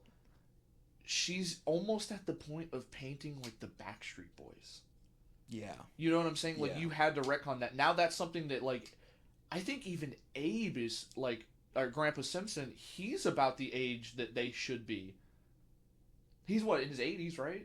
70s? How old is Abe Simpson? Yeah. I don't actually think they ever clarify Abe Simpson's age in the show. I think it's kind of left up to be a mystery. He canonically served in World War II, so he was born in the 20s. Yeah. He's referenced to either be around 83 to 87 years old. Okay. Yeah, there's even an episode where they celebrate his 87th birthday. If he's in his 80s, he's almost 90, he's born in, like, the late 30s. Yeah. Which is only 10 years older than Homer was supposed to be at the beginning of the show. Yeah. If he's 87 to 89, then he was born in 1902. Yeah. At the time when the show first started, yeah. So he canonically could have served in World War II. Now we're at the point where he's almost ineligible to be a Vietnam veteran. Yeah. Yeah. They've definitely had to change storylines over the show. Even I remember this as a kid, seeing, like, throughout the seasons how, like, they would always retell the story of when Homer and Marge met each other. Yeah, they've met each other, like, 8 times. Yeah, it's like, first it was like, oh, they met each other, like, in the 70s, then it was the 80s, 90s, now it's the 2000s, you know? It's like, you give it a couple of decades, eventually they're gonna meet each other during COVID, you know? Yeah. Like, dude, and let's see, Maggie Simpson, she went from being born in 1988 to 2025. Yeah. She was born last year, dude. Yeah, that's just how that works. It is weird to think about. Lisa's 8, so she was born in 2018. Yeah, as opposed to, back in 1981. 1981, yeah. And Bart is 10. So he would have been born in late 2016. 70s. So, no, he was born, in 79. Yeah, 79. Now he's born in 2016. Yeah. That's crazy to think about, Yeah. dude. Like, oh, dude. Animated characters don't age, and I actually remember this was a topic of discussion during the most recent future episode of The Simpsons that they did, because anyone who's watched The Simpsons knows that they like to do their these future episodes. Yeah, they love doing future episodes every few seasons where they depict the characters being older adults and what their life dynamics are like. And one of the more recent future episodes that they did this past season or two was one where it wasn't the kids as adults, it was them as like teenagers. And so I remember like Bart was like 15, Lisa was like 13, and Maggie was like 8 or 9 Lindsay or something. Lohan voiced Maggie. They actually gave Maggie a voice. Yeah, which was so interesting. Even in all the other future episodes, I don't think she ever got a voice actor. Maggie's always been voiceless. Yeah, she's always been voiceless, and they actually gave her a voice. And I remember at the time, one of the topics of discussion people had brought up was that, because you obviously referenced the clip of, Marge Simpson's voice actor, Julie Kavner, having such a old voice now. Yeah. And one of the great things about that episode that I watched a number of months ago is that they addressed the fact that Marge is getting older, and obviously, because her voice actor, can't perform as well as she used to, and she's trying to look youthful, right? Like, she gets into doing Botox with all her female friends, and she ends up, like, not being comfortable with the idea of it, but, like, she's trying to, like, she's basically trying to find her place as the stay-at-home mom, because now that her kids are teenagers, they don't want to spend as much time with her anymore, right? Yeah. Lisa doesn't want to spend as much time with her anymore. She has an identity crisis. She's having, Maggie isn't home anymore. She's essentially having this midlife crisis as an older adult now, where she doesn't have anything to do. There's even a bit in the episode where she finds Bart's tablet and she finds porn on it, right? Yeah, and like obviously in the episode they don't say porn, but it's heavily insinuated what she saw. Like she makes the face, she's like, ah, yeah, and she gets on Bart about it for looking at that stuff, and it's obviously he's a teenager, of course he's gonna look at that stuff, and it's such an endearing episode, and I remember what people said about it when it came out was that, why isn't this what The Simpsons is now? Why haven't they just aged up the characters to, like, deal with these dynamics now? Because that would be so much more interesting than them just repeating the same cycle of what they've been doing the past 30 plus years now, which is just, rinse, repeat, a new episode of the week, random story, characters are the same age. Because what was so good about that episode, and I really did love it too, was that it actually did tackle some interesting issues about these characters being older. Yeah. About, how many years have gone by and what they're dealing with now as opposed to where they've been. Right. And it was very interesting to see as an episode. Yeah. And I really did enjoy it. Yeah, it was it was a good episode. I love their future stuff. Yeah. Because if you go back to, like, their first future episodes, their future is what we're experiencing now. And it's like, damn, they're not always right with their predictions. No, they're not. People, oh my god. That's been blown so out of proportion. They always overstated the Simpsons prediction stuff. Because, and so much of that you see too is fake, by the way. People will just make up art and say, like, oh, the Simpsons predicted this. And it's like, that wasn't in an episode. You just made that up. Yeah. Like, and I even said this too, like how, like, a lot of the times when the Simpsons would predict things, they were just commentating on things that were going on at the time, right? Like the Donald Trump being president thing. For one, you never see Donald Trump in that episode if you ever actually see him. Yeah, they always use the clip of him on an escalator. Yeah. That's not a real clip from the show. In the show, it's from 2000. It's a future episode where Lisa's the vice president. She references President Trump being the president. Yeah. And the reason, and people always say, well, they predicted that. The reason they did that at the time was because Donald Trump had entertained the idea of getting into politics in the year 2000, and he even ran a brief presidential campaign as a Reform Party candidate. Yeah. He actually had a campaign logo, Trump 2000. It was a thing. Yeah. And they were just making fun of that. They were making commentary on, oh man, how absurd would it be if a billionaire from New York became president of the United States? It was a joke. Yeah, flash forward 16 years later. Yeah, flash forward 16 years. Did you even see, they even made a bit about that with Bart writing on the chalkboard, like, it sucks to be right. Like, yeah. Like, they even made fun of that themselves when it happened. And so much stuff like that the Simpsons did over the years was just them commentating on things going on at the time, right? Like When You Dish Upon a Star episode, right? The episode about baseball, they go to Fox Studios at the end or whatever. You know, when they go to Fox, you see at the bottom of the 20th Century Fox logo, it says a division of the Walt Disney Company. Ironic that they ended up predicting that, but at the time, if you know anything about Disney, in the 90s, they were buying up a lot of companies. They were buying up Miramax, they were buying up ABC. Yeah. Disney bought the Anaheim Angels baseball team. Like, Disney was, like, just buying things for no reason in the 90s. So, like, they were just commentating on that. It's like, oh, yeah, they're just buying everything. So, yeah, one day they'll buy us. They'll buy Fox. Ironically enough, they did. Yeah. You know? So, in the Simpsons movie, Bart gets a bra on his head, and it looks like Mickey Mouse ears, and he's like, I'm the face of a... I'm the face of an evil corporation. Yeah.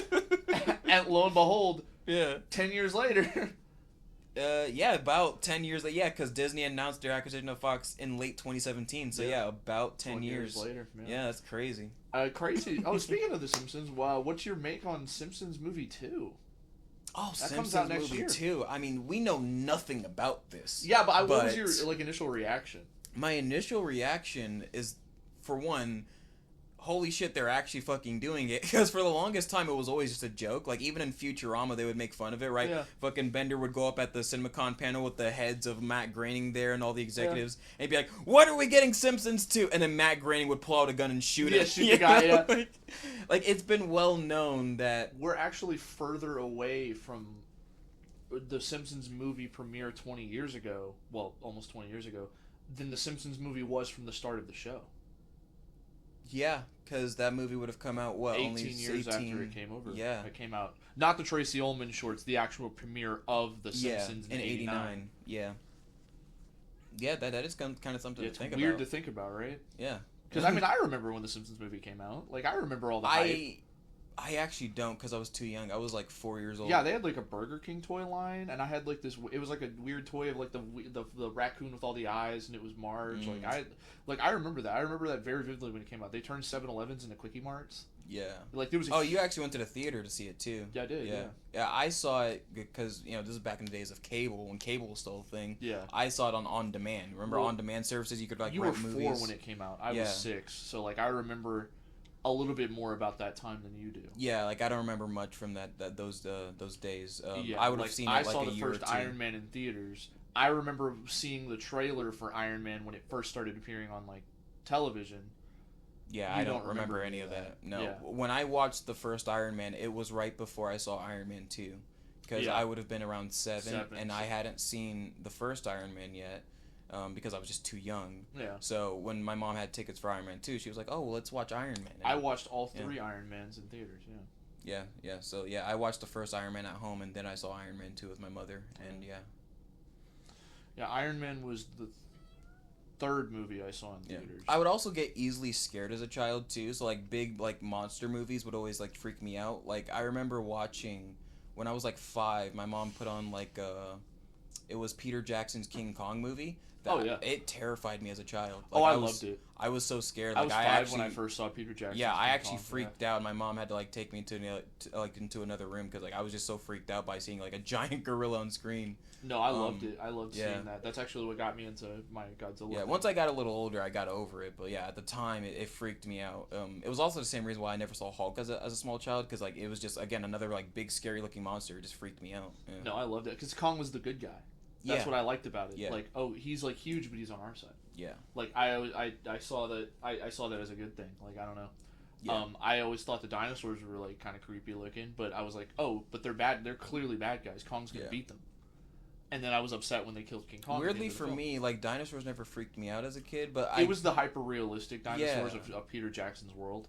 Yeah. It didn't freak me out like I need to go to another room. I was just like, oh shit, like that. How's Kong gonna beat that? And then he rips the dinosaur's fucking jaw open. I was like, oh, that's how. Because I think for me as a kid, it's like dinosaurs were like not a real thing, so it didn't freak me out as much. But like gorillas were. So it's like now that I think about it, I went to a museum and they had a big ass stuffed gorilla, like not like a plush, like a gorilla corpse that was stuffed, and it did freak me out because it was like 8 feet. It was standing upright like this, like with its mouth open, and I was like, "Holy shit!" Like, and I was kind of uneasy standing next to it. Yeah. But I always thought King Kong was cool. And then I I thought about, like, what if the dinosaur won, and my dad showed me Godzilla. And I was like, dude, wouldn't it be awesome if there was a movie where King Kong and Godzilla fight? And I was like, oh, it was made in 1962? Yeah. Okay. And now we got newer ones. And now we got the newer ones, which, you know, I have my own gripes with. But that's... They're big action spectacle movies. Yeah. They're fun for what they are, but they're not you know, it's quality not films. I show up to see Big Lizard and Big Monkey fight. Like that. Yeah. I'm not showing up for the humans, you know. Yeah. Unless it's Godzilla -1, then in that case, or yeah, -0 that comes out. Looking very forward to -0 later this year. But Me too. to go back to the Simpsons, Simpsons movie 2, I am looking forward to it. I don't know what story they're gonna tell necessarily. I do remember. I remember there was an episode. I remember because I used to have the Simpsons DVDs and I used to listen to commentary. There was a series of episodes they did in the 2010s. I forget exactly what the plot was. But I remember listening to the audio commentary and hearing that Matt Groening had said during that episode that initially the plot for like this 3-part episode that they had did in The Simpsons was supposed to be for a Simpsons sequel.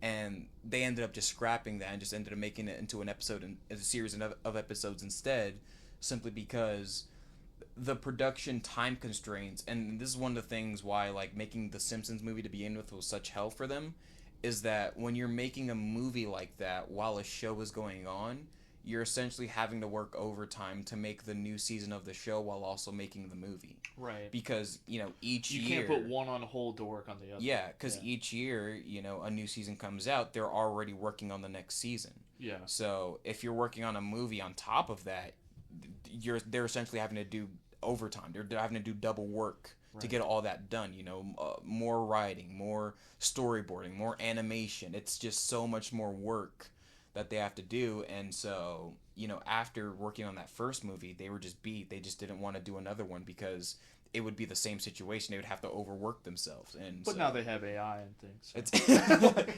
yeah, but I mean, I think now it's just, you know, it's been long enough to where, like, I think maybe they just feel, like, more confident in doing it. And plus, you know, they've got a lot of, like, staff that they work with who, you know, work in cohesion with a lot of, like, the overseas developers and whatnot. So I think now what it is just that they're in a better place than they were, you know, 20 years ago when they made that first movie, to where they feel a little more confident to get it done. It's still going to be a lot of work, but... And I don't know, maybe they had, like, they knew what they wanted to do for the movie, and they were just kind of able to chip away at it this time, instead of having to, like... I was like, okay, well, we got a little bit of downtime, let's do some stuff for the movie. And it's been 20 years, so who knows, they might have been working on it the whole time, we don't know. Like, we're working out the story details and the script drafts, you know, like they've probably like beaten the script.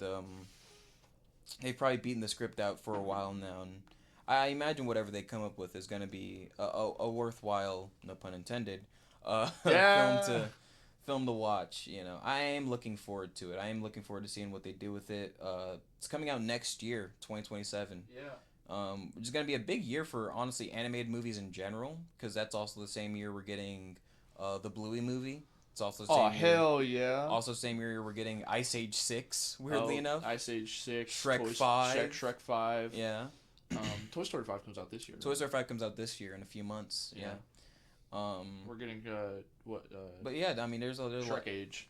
Yeah, Shrek Age, yeah. Or Ice Swamp. Well, Shrek 5's coming out in the middle of next year, whereas Ice Age is coming out at the beginning of next year, so they're gonna be like at least 5 months. Ice Swamp, yeah, Ice Swamp. Yeah, they're gonna be at least like 4 to 5 months apart, but yeah, generally speaking, yeah. So I mean, yeah, next year's a pretty big year for animated films. The Cocomelon movie, yeah, you looking forward to that one?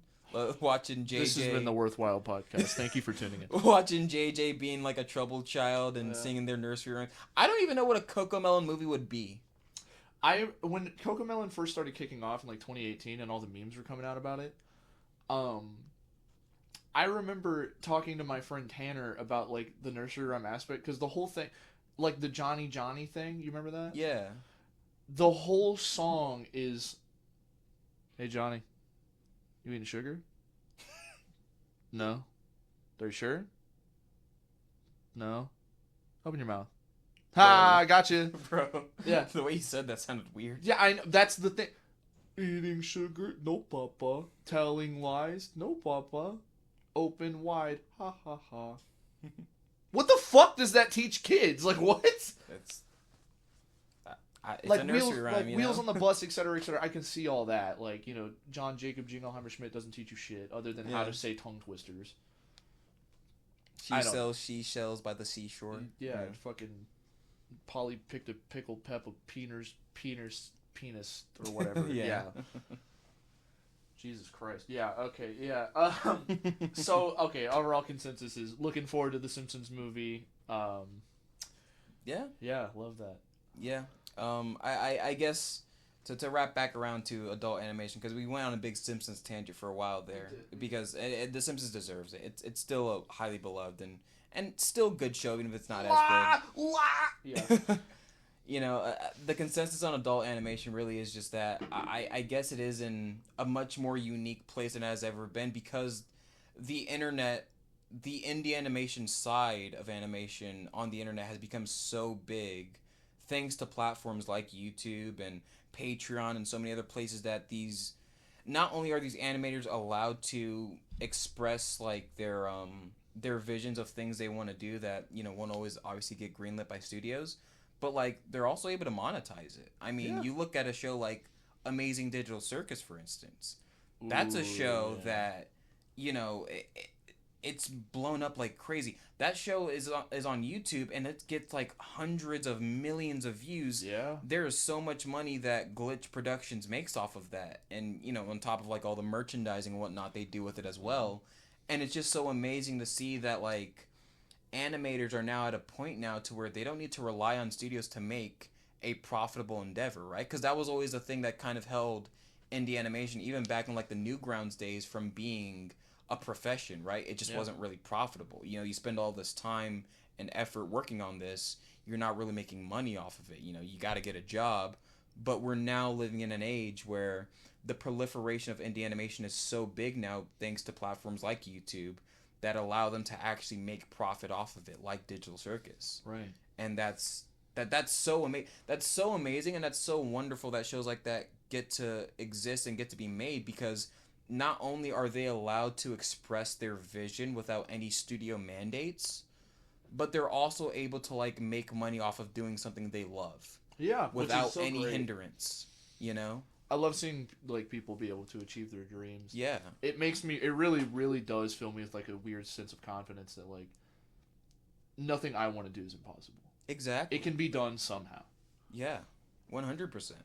Because I mean, 20 years ago, a lot of the indie animators you see now just wouldn't have been able to make money off of what they do the way they can now. Yeah. And it's amazing that we live in a day and age to where this is a profitable endeavor. You can make money off of this. You can just do what you love without needing to adhere to whatever executive tells you. Oh, you got to write that joke out. Oh, you can't put this in there. Actually, change this character. We don't like the way this character design looks. You know, like you can just do what you want and make money off it. That's so great. And there's so much of it too. It isn't just Digital Circus. It isn't just Glitch Productions. There are so many other indie animators and the indie animation production houses on YouTube that you can watch. I showed you Sunny Side Down. Yeah. That one indie animated short that's on YouTube. They're made by Make Originals. Make Originals makes a bunch of other indie animation stuff too. Yeah. And they're also pretty profitable. You know, you've got, you know, just independent creatives like L.S. Mark, who's making his own show. Yeah. You know, Shigloo, that guy who worked on Smiling Friends. You know, he's got his own pilot up on his Patreon that you can pay money for. Like, that's so wonderful. It really is. It really is. Like, it's never been this open to so many animators before. And it really is just thanks to the internet. It really is. I don't know. We're in a very scary and volatile like time, but it is nice to see. Yeah. Like, even if, you know, the advent of AI and things kind of makes a lot of their stuff null and void after a while, I'm just happy to see it happen. Yeah. Yeah. I'm very happy to see it, and I'm very grateful that they're able to do it too. Oh, me too. You know, it really is a wonderful time to be an indie animator. It is. It really is. You know, if you have a dream, if you have a vision, you can express it and you can make money off of it. You know, you don't have to work for studios. And that should also, by the way, I think be a call to action for a lot of these studios too, because now they're competing with these indie animators in a sense. Yeah. You know, like it used to be they all had to compete against each other. You know, Disney Channel was competing against Nickelodeon, against Cartoon Network. You know, all these networks competing against each other. that's kind of over. No one's watching cable, and if they do, they're just watching it on a streaming service that's usually owned by one of these companies that owns these channels.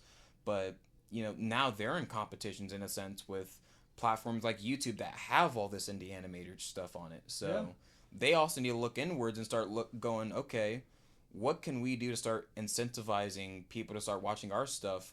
Maybe we should start reaching out to these indie animators. Yeah. And that's what Adult Swim did with Zach Cato and fucking Michael Cusack.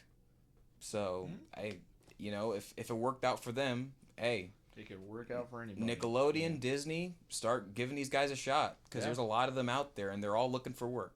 Yeah, they're all looking for all work. looking to make that dream come true. Yeah. So like, can't just rely on industry standards anymore. Yeah, because the industry's changing. So much. Industry's changing. It's a lot like how New Hollywood became a thing in the late '60s with the ending of classical Hollywood. Classical Hollywood. Yeah, like if you know anything about the movie industry, in the late '60s there was this time where basically all the major movie studios were either being sold to like major companies, or like the heads of them that had been leading them since their early existence were either just retiring or dying off. Yeah.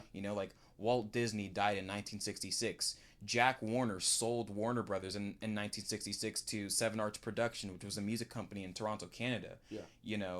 Paramount was sold in 1966 to a fucking industrial company called Gulf Western. 66, the worst year in Hollywood. Yeah, 66 was literally like the end of classical Hollywood, because when all these old movie moguls like died and retired and sold off their companies, these new companies were burdened with these studios, and they were just like, we don't know how to make movies. Yeah. And so they looked at the new guys who were coming up in the industry, and they were like, okay, there's this like Scorsese guy, he just graduated, he wants to make a movie, I guess we should just let him make him. Like, they didn't have standards for what a movie should be, because up until that point in the late 60s, there were standards. The Hayes Act was a thing up until that point, where you had to make movies a certain way. You couldn't have over excessive violence, you couldn't have over excessive language, you couldn't really depict drugs. You had to make movies a certain way. And when all these movie moguls, like Walt Disney, like Jack Warner, all died and retired, it essentially just left room for these studios to go, okay, well, I guess now we just got to make new stuff. And they just gave all these new upcoming directors, like a Scorsese, like a Coppola, like a Lucas, these new opportunities to make the films they wanted to, and they revolutionized the filmmaking industry. No, they really did. Yeah, no, there's a lot going on. I'm building myself up for the next thing because it relates to what you're saying. Sure, yeah, absolutely. I have to dig for a second, so keep making your point. Yeah. Keep talking. Go ahead. Go ahead. Look what you're looking for. Yeah. So. But I mean, what I was getting at though, like with the whole like ending of classical Hollywood, is that once those old movie moguls died and retired, these new filmmakers got to come up, and when they got to make the films they wanted to make, they didn't have to adhere to the old standards of what classical Hollywood was. Right. They were allowed to do things differently in a way that changed filmmaking as a medium, in a way that honestly people like Jack Warner couldn't even envision, but didn't even like, right? Like, one of the most significant films that came out around that time period was Bonnie and Clyde, the 1967 film starring Warren Beatty. Yeah. Jack Warner hated that movie. It was a Warner Brothers production, and when he saw the early cuts of it, he mandated that they either shelve the film or reshoot the entire movie entirely, because he just didn't like the over-excessive violence. He didn't like the over-excessive language. But he had already sold the company by that But he had already sold the company at that point. So it wasn't in his hands anymore, and he just had to go with, okay, I don't understand what the fuck they're making nowadays, but I guess it's not my thing anymore. And so, he left the company, and all these new filmmakers were allowed to just change movies in a way that became grittier and more cynical, admittedly, right? Like, there was a time period where during, like, specifically the late 60s and 70s, where films really were just, like, very gritty, very dark, very, like, almost, like, depressing in some cases, they were kind of allowed to take that risk. But it was them expressing, what different kinds of films you could do in the most extreme ways. And that was also why you got, animators like Ralph Bakshi at that time period, who was like, yeah, I'm going to make an animated movie, and it's going to have adult depictions of sex and violence in it, where I'm going to have characters swearing. you know, like that had never been done at that point, but it was like, hey, it's a free-for-all, just do whatever, you know? I do want to relate this to the music industry in a way, because what you're talking about reminds me of, I'm going to kind of butcher the quote, but like it's a loose quote from Frank Zappa, who said, like, he was basically being asked, like, well, how do you feel, like, you know, a lot of people in your generation are starting to become like, I mean, like baby boomers, they're starting to become like the record executives, you know, the ones who are actually signing artists and things like that. And he's like, I'm gonna be honest with you, I kind of hate it, because what would happen is all these old record execs that were basically like suit and tie, like, you know, balding before they're fucking 20, you know what I'm talking about, they would essentially be like, I don't understand what this new music thing is all about, like, I don't really get it, but fuck it, we'll put it on vinyl and see if it sells. Weirdly enough, they were willing to take risks. And then whenever, the older ones? Yeah, the old ones, believe it or not, which is kind of the exact opposite in Hollywood. As you were just mentioning. Yeah. Once the baby boomers are gonna, they're like, oh, that's not gonna sell. I know what's gonna sell. I know what's popular. And then they stop taking risks on new people, et cetera, et cetera. My prime example of like what the fuck I'm talking about. This is an example of one of the worst pieces of music. Also, one of the worst albums of all time. Okay. Because it's literally George Harrison playing with a synthesizer, and he didn't know how to use it. I'm gonna play very brief snippets of this. Okay, sure. Go ahead. It's horrible.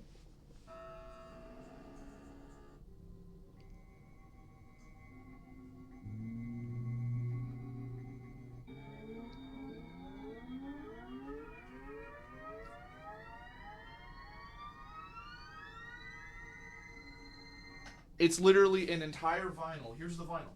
I have it. Wow. It's him, literally, both sides, it's just him playing with a synthesizer. They put it on vinyl. They literally put it on, because they were like, I don't know what people want. Like, it's George Harrison, it's probably going to sell. It did and didn't. It's more of a collector's item. But, right. like, the novelty of, like, having that kind of vibe was, like, it wasn't lost on the industry, because, like, hey, anything that we put out there could make us money. Yeah. As opposed to, like, if I submitted this to a record label now, if I made this, I would not hear back. I would not hear back. If anything, I'd be blacklisted, you know? But it's the exact opposite in the music industry as what happened, and it's roughly the same time. So I just around the late 60s? Yeah, around the late 60s, boomers started becoming the bigwigs, as opposed to the ones who were supplying the music. They're the ones signing the artist and things like that, as opposed to the old guys who would be like, yeah, okay, $500,000, excuse me, $50,000 for Elvis Presley's record contract. Well, he's selling. We might as well take a risk. Whatever you want to do, Mr. Presley. Yeah. Now you Chuck Berry, Nick. Like, I guess my point being is, like, it was so interesting because I didn't know a lot of the things you just talked about. Yeah. How opposite that was in two different fields at the same time, but they're also similar fields in a way. The music industry and the film industry have a lot of similarities to me. Well, but they're I one thought and that the was same. Weird. They are one and the same. Because a lot of the film record companies that exist today were from the studios, right? I mean, obviously, Universal Records and Warner Brothers Records aren't owned by the studios anymore. Right. But they were founded as divisions of those companies, right? Warner Brothers Records was founded as a division of Warner Brothers that existed as a part of Warner Brothers up until 2004 when they split it off. Yeah. And the same thing existed with Universal. They were spun off in the early 2000s as well. So, yeah, I mean, the film and music industry are one and the same because they literally existed as one entity from their inception up until the last really like 25 years or so when they eventually split apart. So, yeah, a lot of like the development in terms of like, I guess sort of like managing, I mean, even like Warner Brothers, right? I just talked about how Jack Warner, when he sold Warner Brothers, he sold to Seven Arts, a music company that was based in Toronto, Canada at the time. You know, like, yeah, the relationship between film and music has always been very intertwined. And yeah, it is interesting now to know from your perspective as someone who works as an artist, just how similar that is even in terms of the leadership of the music industry and what it's like now as opposed to what it used to be then. Yeah. I do want to do one more of these to Go show ahead. you just what. Okay, so at least there's novelty to that of like synthesizers weren't really a thing yet. It's a little bit interesting to hear someone kind of play with like, oh, this is a whole new thing. He's experimenting with it. There's a novelty to it. Yeah. What the fuck is the novelty of this? Also by another Beatle, John Lennon, and his wife Yoko Ono. Okay.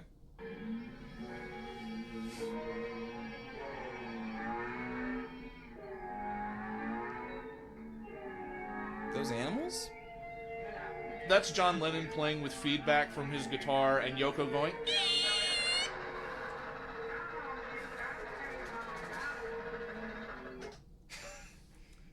They stuck that on vinyl because they were like, I don't know what's gonna sell. Fuck it. They did make them censor the album art because they're both naked on the album art, which is Yeah, I've seen that picture. yeah with his dick It's out. very famous. Yeah. That they put it in the brown paper bag and so. But it's John Lennon, so someone's gonna buy it. Oh, so we can't see John Lennon's penis, but the baby penis on the Nirvana album. Like, Hey, 30 years difference. That's fine. You know? if you're showing a baby penis, that's fine. John Lennon's penis, no. One of my favorite like quotes from Ringo is whenever John showed him like, "This is the album artwork." He was like, "Oh, you got the New York Times over here." like his dick wasn't out. Like he's like, "Hey, look, you got the Times on the floor." That's funny. I thought that was funny. Anyways, I just thought it was a unique parallel. I had to mention as soon as you were talking about like everything got grittier afterwards. Everything got safer afterwards. Yeah. Granted, it did change over time. Oh, but it changed. It's like you just mentioned the baby dick on the Nirvana thing, which I probably shouldn't say baby dick, but you know what I mean. It is a baby. It is dick. a baby dick. Yeah. Anyways, I just thought that was over time. Obviously, everything got like way less conservative, anyways. But like, I just thought that was such a unique parallel because it happened roughly around the same time. Music got safer, films got edgier. Yeah. Weird. So weird. I mean, you even like look at the 70s, for instance, a movie like Rocky Picture Horror Show, right? A musical about a transvestite character. Transvestite alien. That would have never happened in classical Hollywood. Fuck no, they would have been like, what the fuck is a transvestite? Yeah. Like, Jack Warner would have been even confused at the concept of it. I think they would have had to sell Warner right as soon as they pitched him the movie because he would have died. Yeah. He would have fucking died. He would have seen it and had a heart attack. Yeah. The fucking Rocky Horror Picture Show. Honestly, one of the best musicals of all time. It genuinely is. It's a very remarkable and very interesting film to watch. My wife and I's first date was listening to Rocky Horror on her really? shitty Crosby. Yeah, so we ate Buffalo Wild Wings, and we came back, and I know she had a much significantly smaller than mine, even at the time, my vinyl collection, and I was like, oh, let me flip through, and I saw the Rocky Horror soundtrack, which I didn't have, but I already loved those songs. Mm-hmm. I was like, fuck yeah! And yeah, we just listened to that and hung out. And that was like essentially our first date, was listening to that, and she was just surprised that I knew every lyric to every song, and how much I already loved Rocky Horror. Right. Like, yeah, Rocky Horror has a very special place in my heart. It really does. Yeah. Oh, that makes sense. So much sense. I mean, it really is just one of those great musicals to watch. It's so unique in its expression, and especially the time period that it came out. Oh, in. 75? Yeah. Like my dad was 15 when that movie came out, and he was like, "Oh, I loved it. I thought it was awesome." Nothing like that was around at that time, and it made trans people cool. Yeah, I know. Someone should sit that orange motherfucker down and make him watch that movie. He'd be like, you know what? These people aren't that bad. Like, it made trans people so cool in a time where people didn't even know trans people existed. And you look at where we are today. It's just very, very, very special film. It really is. And yeah, I mean, in terms of like relating that to the way I see like the TV animation business now, it's like I do feel like they need to start giving these indie animators a chance. Oh, absolutely. Because just like Hollywood changed in the late 60s, just like the music industry changed for better or worse. Honestly, yeah, better or worse. Yeah. Arguably better. I mean, we got cool shit like Led Zeppelin afterwards. But I guess the sentiment of what I was trying to say is nobody was really allowed to experiment anymore. Yeah. For a little bit of time there. Like, yeah, you got like the big bands got to experiment, like Led Zeppelin, Paul McCartney. They could still do avant-garde crazy shit, but you couldn't come out of the gate as like an avant-garde artist and sell records anymore because nobody would hire you. Like, that kind of started and died a quick death in the mid to late 60s. But my overall point being is, like, you could argue, I know whoever listens to this and be like, actually, my favorite album used the word fuck in this movie. I mean, John Lennon wrote, Woman is the nigger of the world in 1972, but he was John Lennon, who's going to tell him no? Like, yeah. But if I was in 1972 and I was like, I've got this song, Woman's Nigger of the World, no one's going to fucking listen to it. Everyone's going to be like, that guy's just a fucking racist. You kind of have the privilege of being a well-known artist, so, like, anything you say just goes, right? What are we going to do? Not release John Lennon's music? Yeah. No.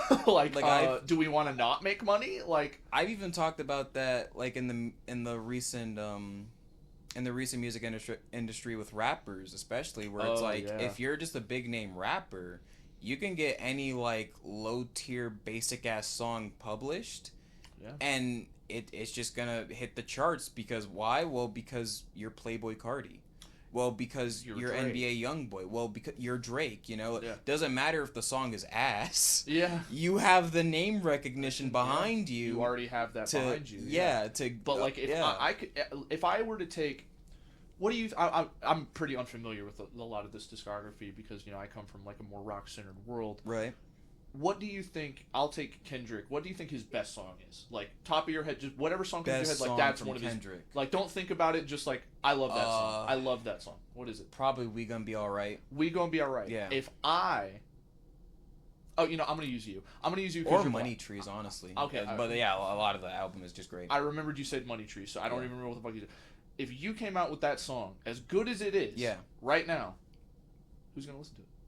Yeah. You can have all the promotion in the world. Who the fuck is... Who's this guy? Yeah. Who's this moisture guy? Or... That entire Good Kid, Mac City album is, like, one of his best work. And if you drop that on SoundCloud... Exactly. It's the fact that he's Kendrick Lamar. Yeah. He had to get a following somehow. Yeah.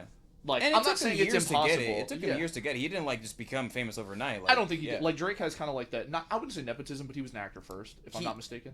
Yeah, Drake also had the advantage of, like, getting recognized by, he was, like, a protege to Lil Wayne in his early career. So also, his uncle's Larry Graham of Sly and the Family Stone. Oh, yeah, you told me about that before. Yeah. Larry, the guy who invented the slap bass technique on electric bass. Yeah. Like, literally pioneered, like, if it wasn't for Larry Graham, we wouldn't have the Red Hot Chili Peppers, like, with Flea. Mm-hmm. We wouldn't have Davey 504, the bass god. Yeah. Bass. Yeah. Yeah, we wouldn't have that guy because slap bass would not have taken off the way it did. I mean, there's slap on upright, but it's a totally different thing. Right. I like Drake's uncle more than I like Drake. Right. Yeah, and you go Larry Graham, people go, who the fuck? Like, you have to know who the fuck I'm talking about. Yeah. Like, bass players know, but, like, if I were to walk up to the average Joe, I'd be like, hey, you like Kendrick? You've at least heard of it. You like Larry Graham? Who? Yeah. Oh, you talking about that guy who did that, what was that song? 1,000 Years? Something like that? Anyways, my point being is, like, the exact same thing. I just want to echo what you were saying is, like, it's message versus messenger in some cases. I don't know. There's a lot of nepotism in the music industry. There's a lot of industry plants. Yeah. One of my favorite conspiracies is that Frank Sinatra was an industry plant. You've told me about that one before, yeah. Yeah, but from the mob, not from the United States government. Yeah. I'm not saying this is true, but the conspiracy basically goes is that, like, Frank was an up-and-coming singer, but the way he achieved his legendary status of fame, arguably the very first pop star, in a way. He set the standard, he set the stage for people like Elvis and that level of fame, and the people who followed him, like the Beatles, Led Zeppelin, into, like, Nirvana, into, what we have today, like Eminem and post him. Frank Sinatra set the stage for all that. He set the standard for what the big music star should be. The conspiracy is he was in good with the mob because essentially he's Italian, and that the mob people would, like, pay girls to scream at his concerts because what elevates pop stars to that level of success is young girls. It is. It is. They're the ones that catapult these people into, like, insane levels of fame. That's one of my conspiracies just because of how goofy it is. Like, you couldn't just accept the fact that, like, he's just a good singer. Yeah. Like, I mean, like he has got some catchy tunes. Like, no, you just like, nah. Well, he's uglier than me, so he's got to be an industry plant. Like, bro.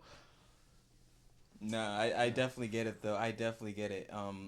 But yeah, like I mean, just like with that album you showed, it's like it really is just like the name recognition behind the album that just makes it sell, not the album itself. And I don't know, it does bring up that question of like what is art? Because I've even had this conversation with friends of mine where like, you know, I remember taking art class back when I was in middle school, and learning about the the different learning about the different artists and the different eras of artistry that took place. And I remember when we got to Jackson Pollock, and I remember thinking, this dude's art is so garbage. Yeah, it's splatter paint. Because it's just streams of paint just thrown on a canvas at random. There's no cohesion whatsoever. Yeah. And I remember my art teacher trying to explain to me, it was like, well, no, like there's messaging in the chaos. There's an artistry to the nonsense. And I'm just looking at it, I'm like, are you fucking retarded? Like what? Like my 5-year-old sister could make this and it would be the same thing. Like, are you gonna say she's an artist? Like, what do you mean? Like, it's such a ridiculous way to look at art in a way. And I know art is subjective, right? Yeah. Like, obviously everyone has their own interpretation of it, but like, I don't know. Like, I personally, I have more, affinity for people like Picasso or people like Norman Rockwell. Yeah. People who actually painted and depicted things that were genuinely amazing to look at. Things that depicted culture. Things that depicted not just real life, but abstract things. Yeah. Not some fucking dude taking a paint can and just splattering it on a canvas. Like, I don't know. Like, it's like, I could do that. And Yeah. It's like, yeah, but you don't have the name. Yeah, exactly. You don't have the name. You're not Jackson Pollock. And there's even a conspiracy about Jackson Pollock, too. There's a conspiracy that people have said that he was a CIA plant. That part of his artistry was that he was basically trying to... But what the conspiracy around Jackson Pollock is that his art was meant to be, like, sort of counterculture to the sort of romanticization of art that the Soviets used to do at the time. And that he was like a CIA plant, basically, to sort of like depict art in a different way that wouldn't be as romanticized in those similar divinity that the way the Soviets had depicted their art being. Basically doing something drastically different so that way there's no Soviet influence whatsoever. It's a conspiracy. I don't know how true it is. Yeah. But yeah, I mean, honestly, I believe it because considering how trash that motherfucker's paintings were, I don't know. Like, I think it is kind of true. Yeah, like... yeah. But again, I'm not an artist. I can't speak to that thing. And I know art is subjective and so on and so forth. But I don't know. I feel like I'm a well-rounded enough person to where I engage in enough media and enough things to where I have a good understanding of taste in general, just for what general audiences feel. Yeah. And I just feel like, generally speaking, Jackson Pollock just wasn't all that. Yeah. Like, I'm not one to say, but... Yeah. I mean, this is garbage. Like, this is garbage. Like, I'm sorry. It's just, like... I feel like I could make a Jackson Pollock painting. That's not good, Yeah, like I can't do what Norman Rockwell does. I can't do what Picasso does. I can do Jackson Pollock. I can do Jackson Pollock. Yeah. Like I can throw some shit at a fucking canvas and hope for the best. Like, yeah. But I mean, that's really all it comes down to is taking chances, and maybe not everyone deserves a chance, right? Because unfortunately, you do get people like Picasso that are just nonsense, or like those albums you just showed of George Harrison fucking around with a synthesizer. Yeah. Maybe not everything deserves a chance, but there is genuine good talent out there that you can clearly see that is on the internet, and those people definitely deserve a chance. Oh, I agree. Yeah. So, yeah, 100%. I mean, I know this initially started as like a sort of adult animation topic that kind of divulged into talking about indie animation, that kind of divulged into just talking about like industry norms in general and taking chances. I think it's cohesive. It's more cohesive than our first one. No, but I mean in general it's just like it's a good commentary to have about about where the state of media is at and how things change over time for the better and the worse. And the worst, yeah. Yeah. It really makes you wonder. It really does. Yeah. It really does. Well, yeah. What's the next topic, if there's any? Yeah. Well, This has already been an hour and a half less than the first one. Yeah, so far, and we've gone through some pretty good topics so far. I think so I'm too. very happy. A lot of this stuff is freeform, by the way. I don't set this stuff. Well, you have to, like you just probably wrote down like smiling face. Yeah. What's your thing about like that? I write down like very brief annotates of things I want to get to, but like for the most part, it really is just freeform. Yeah. So yeah. So the next thing I think really we should talk about would really just be like all the media we've been watching over the past month or so. Because, I mean, we've talked briefly before in our phone calls overnight, you know, about like, you know, the different shows we've been watching, The Boys, Invincible. I've been watching Daredevil Season 2. Yeah, and stuff like that. Obviously, we just saw the Mario movie last night, so we need to get to talking about that as well. Gross. So yeah, I guess right now, like, let's just start talking about, I think, Invincible, because that just wrapped up. Yeah. So yeah, let's talk about Invincible Season 4. What did you think? I'd like to hear your take on it. I thought Season 4... Dude, okay. Other than Episode 4, which I do want to... let me get back to that before you say anything. Yeah, go ahead. It was everything I wanted. Like, I think it's the first, like, 9 out of 10 season for me. Yeah. Yeah. I would have to agree. Yeah. It literally, like, they left no stone unturned. Like, they finally delivered on a lot of shit that they've been promising. Yeah. So, Episode 4 apparently was something that Robert Kirkman wanted to put in the comics, but never did. And then shoehorned it into Season 4. And it didn't work. Their same reason why they were like, you shouldn't put this in the comic because it kind of disrupts the flow of everything. He's like, well, all right, guys. Hey, if this is my show, then I'm going to do what I want. And everyone hated it. It literally delivered on everything that I could have wanted. Thrag was such an amazing villain to see. He literally spent so much time aura farming. And I thought, like, I remember the episode before... Whenever they invaded Telestria or whatever it's called, everyone was like, oh, fucking Thrag's on fraud watch. Like, this motherfucker doesn't do shit. The next episode, he proved everybody wrong. He literally ripped Thetis' head clean off his body. He is such... Mark punched him with everything he had, which, by the way, he hit Conquest. Conquest went flying. Didn't really hurt him that much. It hurt him, but not like a lot. Thrag didn't even flinch. And Mark hit him as hard as he ever hit Conquest. Or... Yeah. Dude, it was just insane. Yeah, please say some shit. I gotta... I'm gonna keep rambling, so you gotta say something here. Oh, no. I mean, I did thoroughly enjoy this season once it started picking up. Because, I'm not gonna lie, those first couple of episodes, I did feel like the season was a bit all over the place. Yeah. Mainly because, you know, they had set up the narrative of there being, you know, a war with the Viltrumites at the end of Season 3. And going into this season, I was expecting them to immediately pick up off of that. And instead, we kind of got, like, these first 3 to 4 episodes of just world building, which I was okay with. But my fundamental problem that I had, especially with Episode 4... was that it just felt like it was going all over the place. It just felt like, okay, we're just getting episode of the week, monster of the week type of style scenarios. We're told that there's this big ass war that's about to go down, but like we're 4 episodes deep into the season, and we're not even at the start of it yet. You know, like that's where I was at the beginning of the season. I was just like, where is this going? Where are these storylines adding up to? And it's not to say that those first particularly those first 3, I'm not talking about episode 4. Episode 4 is just bad. But those first 3 episodes I actually thought were like some pretty good world building episodes, you know, like showing how far Mark is willing to go to save people, what he's, you know, endured since fighting Conquest. Yeah.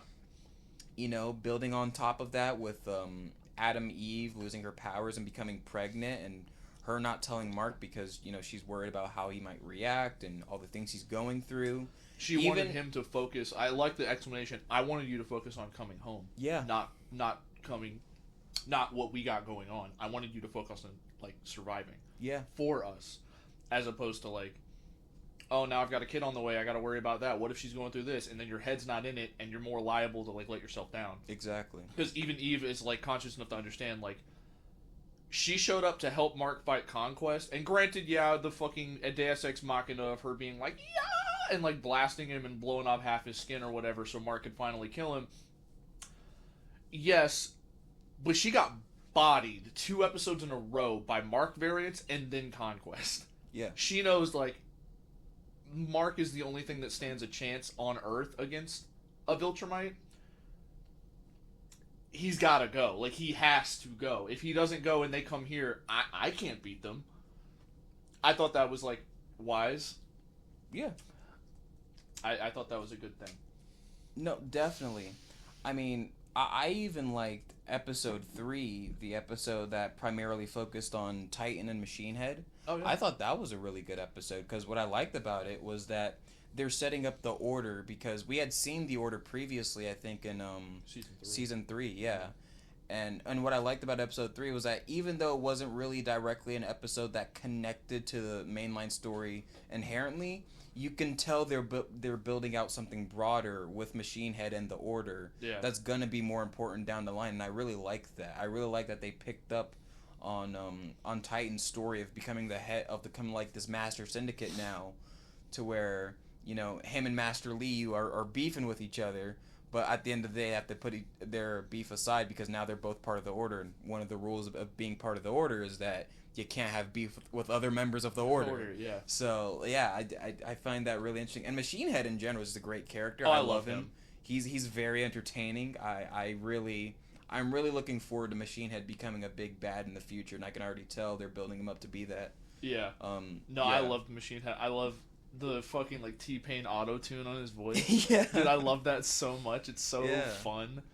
I also thought Titan, like, it wasn't until he eventually joined the Order that I realized something about his character that maybe I just wasn't nuanced. Maybe I'm just stupid. I don't know.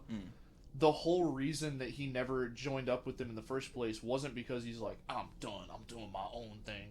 It's because he always thought, well, Mark can just bail me out.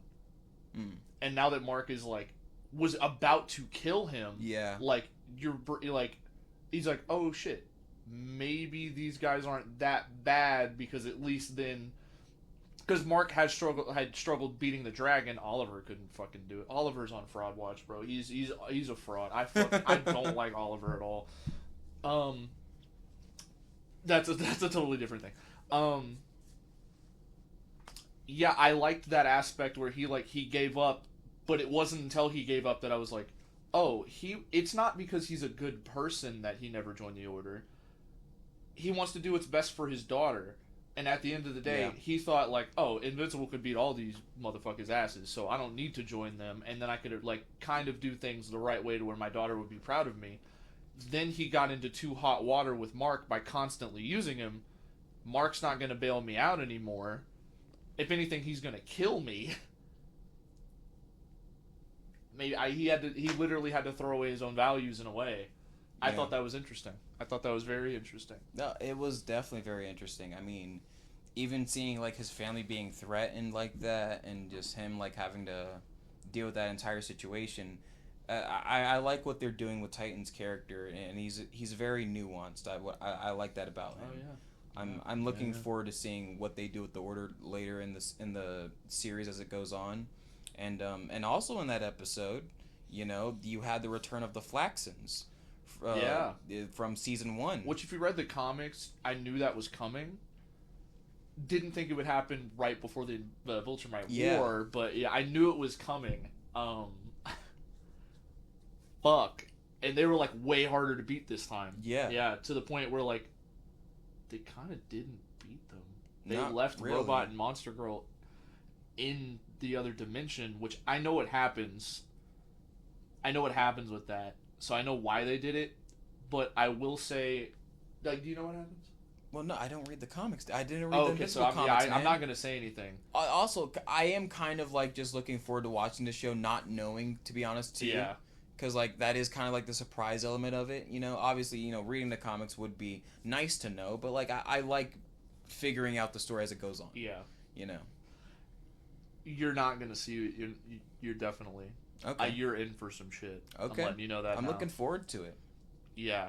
It's, I'm really looking forward to it. Yeah. I mean, because you had told me briefly about what Thrag's plan was after Viltrum I was didn't destroyed. think they were gonna do that. I'm sorry. And yeah, they did do that at the finale. That the Viltrums are now just a part of human society. They've just blended in, and they're just gonna start repopulating. Yeah. And that is a very scary thought, to know that these space fascists essentially are gonna try to grow their population amongst the humans, and there's essentially nothing Mark can really do about it because, well, they're super powerful. They could destroy Earth if they really want to. There's really no negotiating you can do with them other than just let them be. Thrax laid it out the best way possible. He was like, there's only 37 of us left, which is more than enough to take down this planet. Yeah. Like, you really only need... I mean, it got proven that 3 Viltrumites alone could blow up a planet. Yeah. We saw that happen. And arguably, Mark is, right now, he's not like a weak Viltrumite, but he's not in the top 5 yet, I don't think, as far as, like, strength of Viltrumites. He was like, look, dude, here's your options. Either, like, you're going to let us do this, we're going to repopulate, etc., and we won't aid or fuck with Earth. We're not going to do it, we're just going to be here. Not going to help you guys, not going to hurt you guys. So we can rebuild our population, and then we'll fuck off. Or, you can guarantee the extinction of both of our people. If we're going to go down, you're going to go down. Yeah. And let's be honest with you. Let's be honest here. At least with the power scaling that Thrag has at the current moment, it's not even a fight. No. It's not even a fight. No, it's not. Thrag could literally do whatever the fuck he wants. And that's terrifying. Yeah. Like, there's not... Like, whenever he's like, I killed Conquest, I can kill you, and then he hits that dude with everything he got, and he just goes, like... into the punch, like... Hits him... somehow they manifested air physics in space, he hit him so hard. Didn't even flinch. Yeah. When fucking Nolan flew at him with everything, which Nolan is stronger than Mark at this point, flew at him with everything he had, like, ready to hit Thrag. All Thrag did was this. And punched him so hard, he flew into the planet. Ended up literally airbending around his hand and hit Nolan so hard, he flew out of the planet's atmosphere into space. He hit someone so hard, they flew past the moon. Yeah. Like, bro. Oh my god. You couldn't do anything. There's nothing Mark can do. I'm not going to lie. I thought for a second there they were going to backtrack what they did in the comics because he was like, no, you're not doing that. Because in the comics, he folds instantly. He's like, in the comics, it's Nolan and Mark that meet Thrag in the sky. And he's like, Nolan's like, you can't do that. You can't. And Mark's like, wait, Dad. Nah, we agree to your terms. So whenever he was like, no, you're not doing that, like, to Thrag at first, I was like, oh, they're actually have the balls to do it. And then he's like, my answer's yes. Like, oh, shit. Yeah. What I want to know is... We're also definitely getting the Mark gets raped by an assassin. We're definitely getting that. Yeah, you told me about that before. We're definitely getting that. They've already set it up. What I want to know is... Does Cecil know that these Viltrumites are on Earth? Because he has satellites essentially like monitoring all of Earth. And I remember in episode 5 of season 4 when Nolan first appears on Earth, the entire time that sequence is, going on with him, talking to Mark and Debbie and so on and so forth, all I could think about during that entire scene is Cecil must be losing his fucking mind at the Pentagon right now. Yeah, no, like... unironically. But here's the thing that got me, though, is like, okay, so he's got to know, but he didn't know Nolan was on Earth until Donald was like, oh yeah, there was a kaiju that was causing problems, but something's taking care of it. Some guy just, like, showed up and he's, like, taking care of it. That's how he met Nolan. So he didn't know that Nolan breached the planet. He knew when Nolan stepped in. But I imagine now, after what Nolan did, he would be secure. He would be monitoring Earth 24/7. I just know Cecil's in the Pentagon. 'Cause if you remember, he has a line where he's like, everyone take a deep breath. This planet's finally Viltrumite free for the first time in over 20 years. And then the next time Viltrumites show up, it's all of them. Yeah. I just know Cecil's at the Pentagon, like... He's having a fucking aneurysm right now. Also, I wanted the scene. It didn't happen in the comics. I wanted Mark to be like, "You'll never guess who I ran into in space, Cecil." Oh yeah, Conquest, the guy you told me was dead. Yeah. He put me in a coma for 3 months. Yeah. That's fucking crazy, because I remember telling you. I remember vividly. I said, "Show me the body." And you did. I'm surprised they never addressed that between those two. Yeah, I wanted that scene. Like, you've seen the panel of, like, Superman standing outside the window and just open the window, Luthor. And Luthor's like, that's what I... Open the window, Cecil. Like, that's what I wanted. Not genuinely. Like, that was such a... God, that was such an insanely stupid thing for him to do, too, to keep Conquest like that and think they could, like, use him as a weapon. Like, that... Oh. No, he wanted him to tell him about Viltrumite's secrets. Oh, that's what he wanted to do? And then Conquest, he goes, "Wait, he left me alive?" Yeah. Whack. And just, And like, it leaves. breaks out. Yeah, like, nothing. That was so stupid of them to do. Like, bro, Nolan literally has a line in season 1. Remember when Mark throws that asteroid? Yeah. And he's like, "Oh, yeah, that was a little one." A little one. Yeah, I should have seen the one I stopped last year. Size of Texas. He moved an asteroid the size of Texas. I don't know if you know. Texas is fucking Yeah, obviously it's a huge state. Yeah, so an asteroid that big. It's literally bigger than most of Europe. Yeah. So you're telling me that Nolan isn't as strong as Conquest and threw a Texas-sized asteroid back into space, but you thought some little bullshit-ass fucking solid steel was going to hold back Conquest? Yeah. Also, I loved the fake gag with Conquest being revived. I loved that. That was funny as fuck. It like zoomed in on his way with the music, and then it just never... Yeah, that was... Dude, when that happened at the end of that episode, I was like, there's no fucking way this motherfucker's coming back a third time. I was like I was actually getting mad when that happened. I was like, there's no way. Such a good gag. Yeah, it actually got me. It actually did get me. Because I was legit a little heated at that point. I was like, nah, bro, like, 2 times is enough. Like, that's enough. Like, yeah.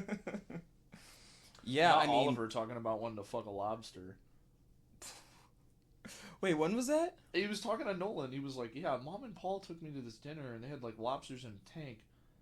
And there was one lobster, and it was Oh, beautiful." I did remember him saying and that, he's like, yeah. "It made me feel, like, fizzy inside." And he's like, "Fizzy?"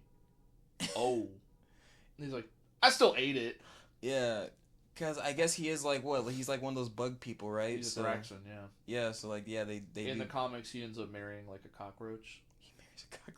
No, I swear to God, it's like a race of cockroach people, and he, like, marries her. Okay. Yeah. That makes sense. He does come from, like, a race of, like, mantis people. In the comics, whenever he's like, "This is whatever her name is," all of them go, like... I feel like the panel is like... Yeah, it's like, what? How does that work? I mean, dude, even that episode where Mark and Conquest are fighting for the second time, and Conquest is just, like... in his guts, no pause. Like, that shit, like, Conquest was straight up grabbing that nigga's intestines out as he was being choked out. Yeah. Dude, low-key, that's kind of like the freakiest scene of the entire series. Conquest in Mark's guts while Mark is choking out Conquest. That's a freak scene. That's some shit you see at a Diddy party. Oh, and the shit that got me was when I realized what Conquest was doing. He was trying to reach his heart. Oh, is that what he was doing? doing? He was trying, but he couldn't, like, all he could do was, like, at a certain point, because he was losing, like, brain power. Yeah. So he just kept doing it. He was reaching for his heart. Damn. Yeah, dude, Conquest says, like, multiple times. He said it, like, twice in his, like, big battle with Mark and Oliver. He's like, "I'm gonna rip you in half and eat your heart." There's a panel in the comics where Conquest, like, slaughters a race of people. Krieg finds him sitting under a tree, and he's like, "What the fuck are you doing?" He's like, "Oh, nothing, hanging around." He's, like, eating their hearts. Jesus Christ. Yeah, of this, like, people that he just slaughtered. There's, like, all their comics down the hill. Like, yeah, all their bodies, like, sitting on a tree in the hill, and all the bodies are, like, down there, and he's, like, munching on their hearts. Like apples. Wow. Yeah, Conquest was he had to go. Yeah. Conquest had to go. That Conquest definitely had to go. What do you think of all the memes of Kindquest? Okay, I'm actually completely unaware of this. What is this?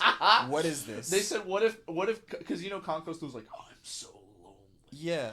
They were like, what if Conquest went to Earth instead of Nolan? I've seen that now. Yeah, it's Conquest, bro. Yeah. What if Conquest was on Earth instead of Nolan? Yeah, I've seen that animation now where it's like him like at a restaurant. He's like talking to people. He's no longer lonely. Yeah. Yeah, he's like he's wearing like a traditional like veteran attire. Yeah. Like and he's like being nice to like little people and like like little girls and stuff. And he's like Kind Quest. Kind Quest. Yeah, they called him Kind stupid. Quest. I'm like, he was the exact opposite, bro. He'd get to Earth and start eating people. Like, what are you talking about? Bro just started eating people. That's crazy, bro. Oh. Conquest was he was a menace, bro. He was Conquest had honestly dope. Conquest to me was actually scarier than Thrag. I'm not gonna lie. He wasn't scarier than Thrag in my opinion. He was scarier in temperament. Sure, yeah, And and his aura was a little bit stronger than Thrag yeah. until he tanked that hit from Mark. Mm. That's when I was like, oh, it's not even Yeah, close. he's not as Like it wasn't just a like hierarchy and rank that made Conquest bow to Thrag. He's not as powerful as Thrag. He's not as strong. Thrag like literally was like, why should I keep you alive after like your failure on Earth? And Conquest didn't even fight. He was like, just make my death painful so people can learn. Like he's like, I'm not even gonna try to fight it. And we watched him decimate Mark and Oliver.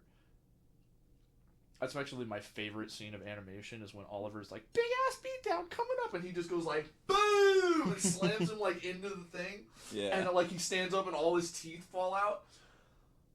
Oh, I'm gonna rip you in half now. Like the Juggernaut from fucking Deadpool 2. Literally, Like, and he's like talking to him. He's like, oh, you feel that? Yeah, your outer layer of skin should be tearing about now. And he's like crying like any shit because it hurts so bad. Oh my god, dude, that was such an amazing scene. Yeah, some of the fight sequences in this were definitely like some of the best the show has done, and I think the entire series thus far, honestly. What I was really impressed by in this show was just sort of the nuance behind the betrayer and what he did. Oh, because yeah, they show that at the beginning of episode 2, the genocide of Viltrum and of the Viltrumites, and you know how the betrayer, what was his name again? I forget. Thetis, yes, Thetis. He was the one that had unleashed that virus upon them to kill them all. Yeah. And it really does bring in this interesting ethical question of is it necessary to commit genocide if the genocide is being done to a race of people who are innately genocidal in their culture? Yeah. You know? Like, it is a very interesting dilemma question, because it's like, principally, you want to say, well, no, that's wrong. That's genocide. That's morally abhorrent what he did. It's a controversial thing to say, but genocide is wrong. Yeah. It's a morally abhorrent thing what the betrayer did, regardless of how evil the Viltrums were. Yeah. But at the same time, they did live in a culture that prioritized the oppression of other races of people. Yeah. They literally beat each other into submission as a way to make each other stronger. You see that with Nolan and his parents at the beginning of episode 2. Like, this is a culture that is built on such innate hate and such innate just pure malice and meanness. Like, it really does make you wonder, like, I guess what Thetis did was kind of morally just. Like, it's so fucked to think that. Because that's billions of people. Anything is justified, but it is. But, like, in this specific context, it is, like, one of those, like, morally fucked situations to where it's, like, it is actually weirdly justifiable in this one instance. Yeah. Like, it's so fucked to say that, but, like, low-key it kind of is. Yeah. You know? Like, it's such an interesting morality question. And the reason I bring that up is because, and I don't know if Amazon planned this, but this is the very same question that is in The Boys Season 5. The efficacy around a virus that kills superheroes, and whether or not it is morally just to use that to take out Homelander. Because it won't just take out Homelander, it'll take out all of them. Yeah. And let's be honest, we've seen throughout The Boys, they're all basically pieces of shit. All the superheroes are basically evil. Sure, Save obviously for you've got Starlight, yeah. you've got Kamiko and you've got Starlight. Even A-Train had a redemption arc. Yeah. Not saying every super is innately evil, but like a lot of them are, you know? So like it isn't just one of these things where it's like we gotta take it down Homelander. We kind of gotta take down the Deep. We gotta take down Firecracker. You gotta take out all of them. Like fucking Sage, dude. Sage is a menace. The way she's calculating, she especially needs to get taken out. Like, it is this weirdly morally justifiable thing where it's just like, it is wrong, but like in this specific instance, it's kind of right, you know? Yeah.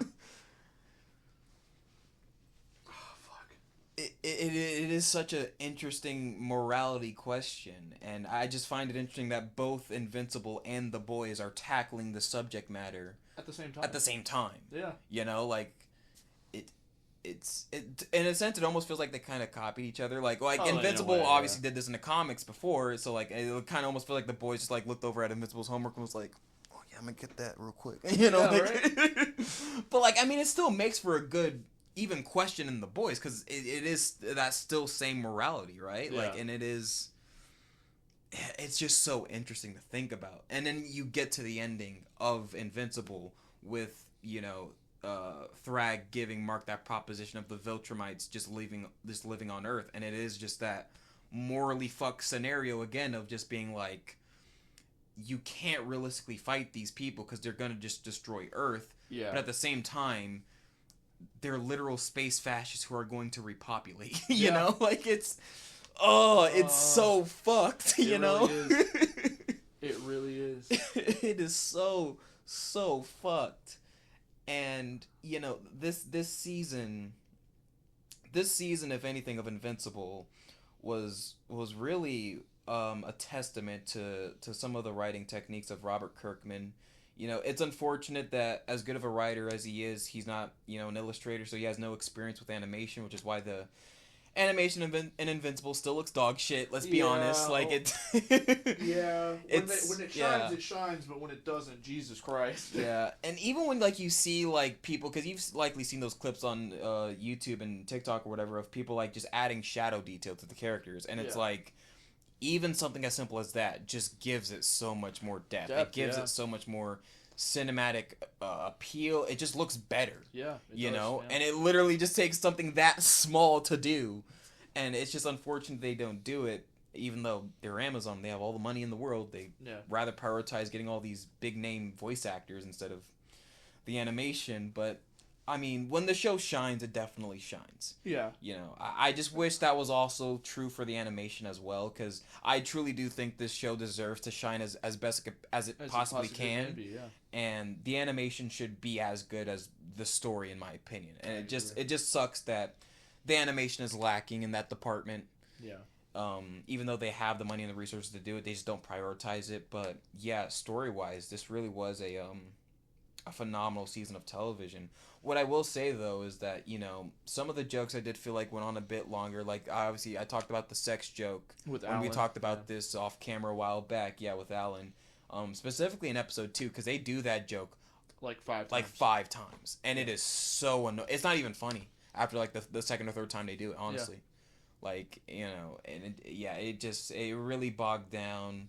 You know, other than that, I guess my only real... Well, obviously, I mean, episode 4... Honestly, I don't even feel like talking about episode 4. It's just such a slog to get through. It's such a nothing episode to where it's like, even just talking about it, it just feels like, ugh. I get what they were going for. Like, even like Satan himself, like, basically had to tell Mark, you're not your father. Yeah. Like, you're not a genocidal maniac.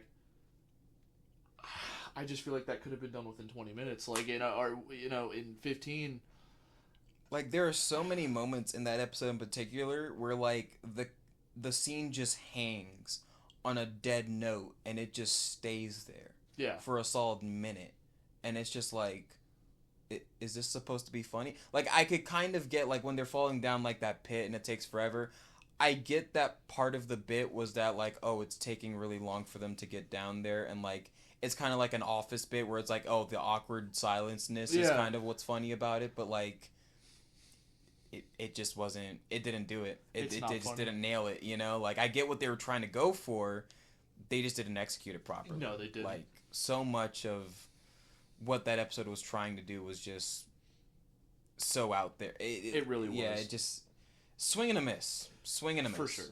You know, and luckily it was only one episode, but man, that one episode, I'm not gonna lie, felt like a fucking eternity when I was watching years, it. bro. It really Christ. fucking did. And that was the bane of my criticism when I first watched this. The first few episodes of the season was just like, where is the season going? Like, Yeah. you know, it just felt like it was just all over the place. And finally, they got it back on track with episode 5, and since then, it was just clear all the way through. And I'm very happy to have seen that. You know, the robot girl that they introduce.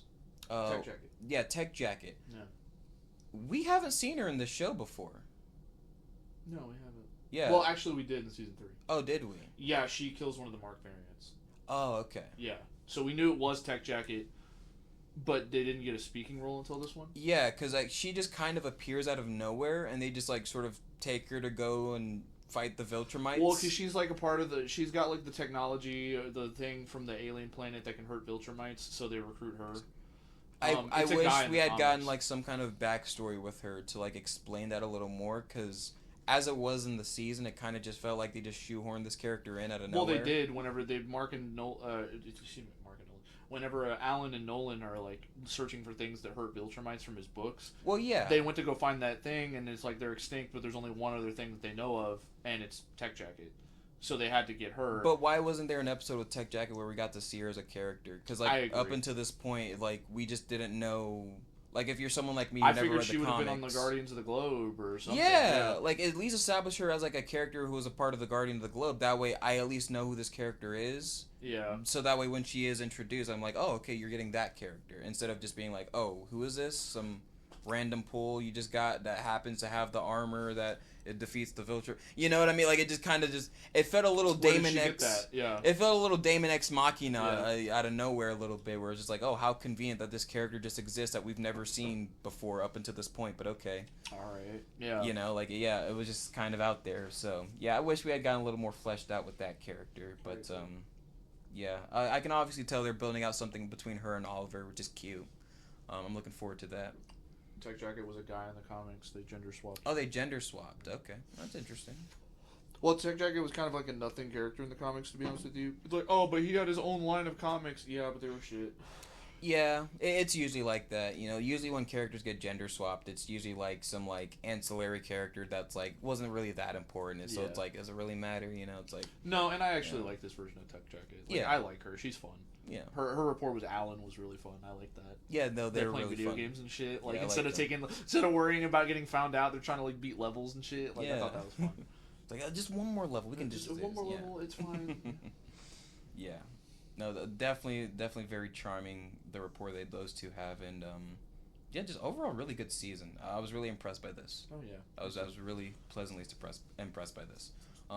Ironically enough, around this time I had actually started watching The Walking Dead, the other Robert Kirkman property. Oh, I'm sorry. I got about 4 seasons in before I just finally gave up on the show because it is that, again, monster of the week, very repetitive kind of show where it's just like, for me personally, after Shane died at the end of season 2, I was kind of over. Yeah, I was kind of over. Yeah, it. I thought he was one of the most interesting. He really was. John Bernthal. Every time he's in something, I always love it. Yeah.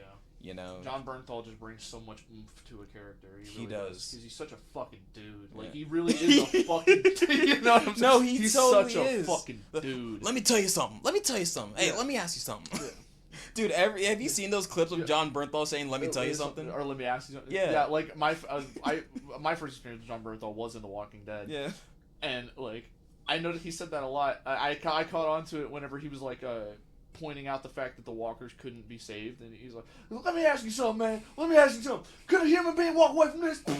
That's its heart. Its lungs. Let me ask you something. Why is it still coming? Yeah, I was like, he said, why are we asking something? Like, he's so fucking, he's such a dude. He really is. He's such a fucking Because guy. my first exposure to John Bernthal was as the Punisher in season 2 of Daredevil, the Netflix series, back in 2016. And I remember, even in that show, he'd be like, "Let me tell you something, Red. Let me tell you something. These fucking druggies, these fucking addicts, these fucking criminals. Every maggot. You ever see that clip of him at the court scene? He's like, I did what I did because I liked it. Every lowlife, every maggot piece of shit that I put down, I liked it. Yeah. Like he's such a fucking bro, dude. Yeah, he is such a bro. Let me ask you something. Wait. Yeah. Wait.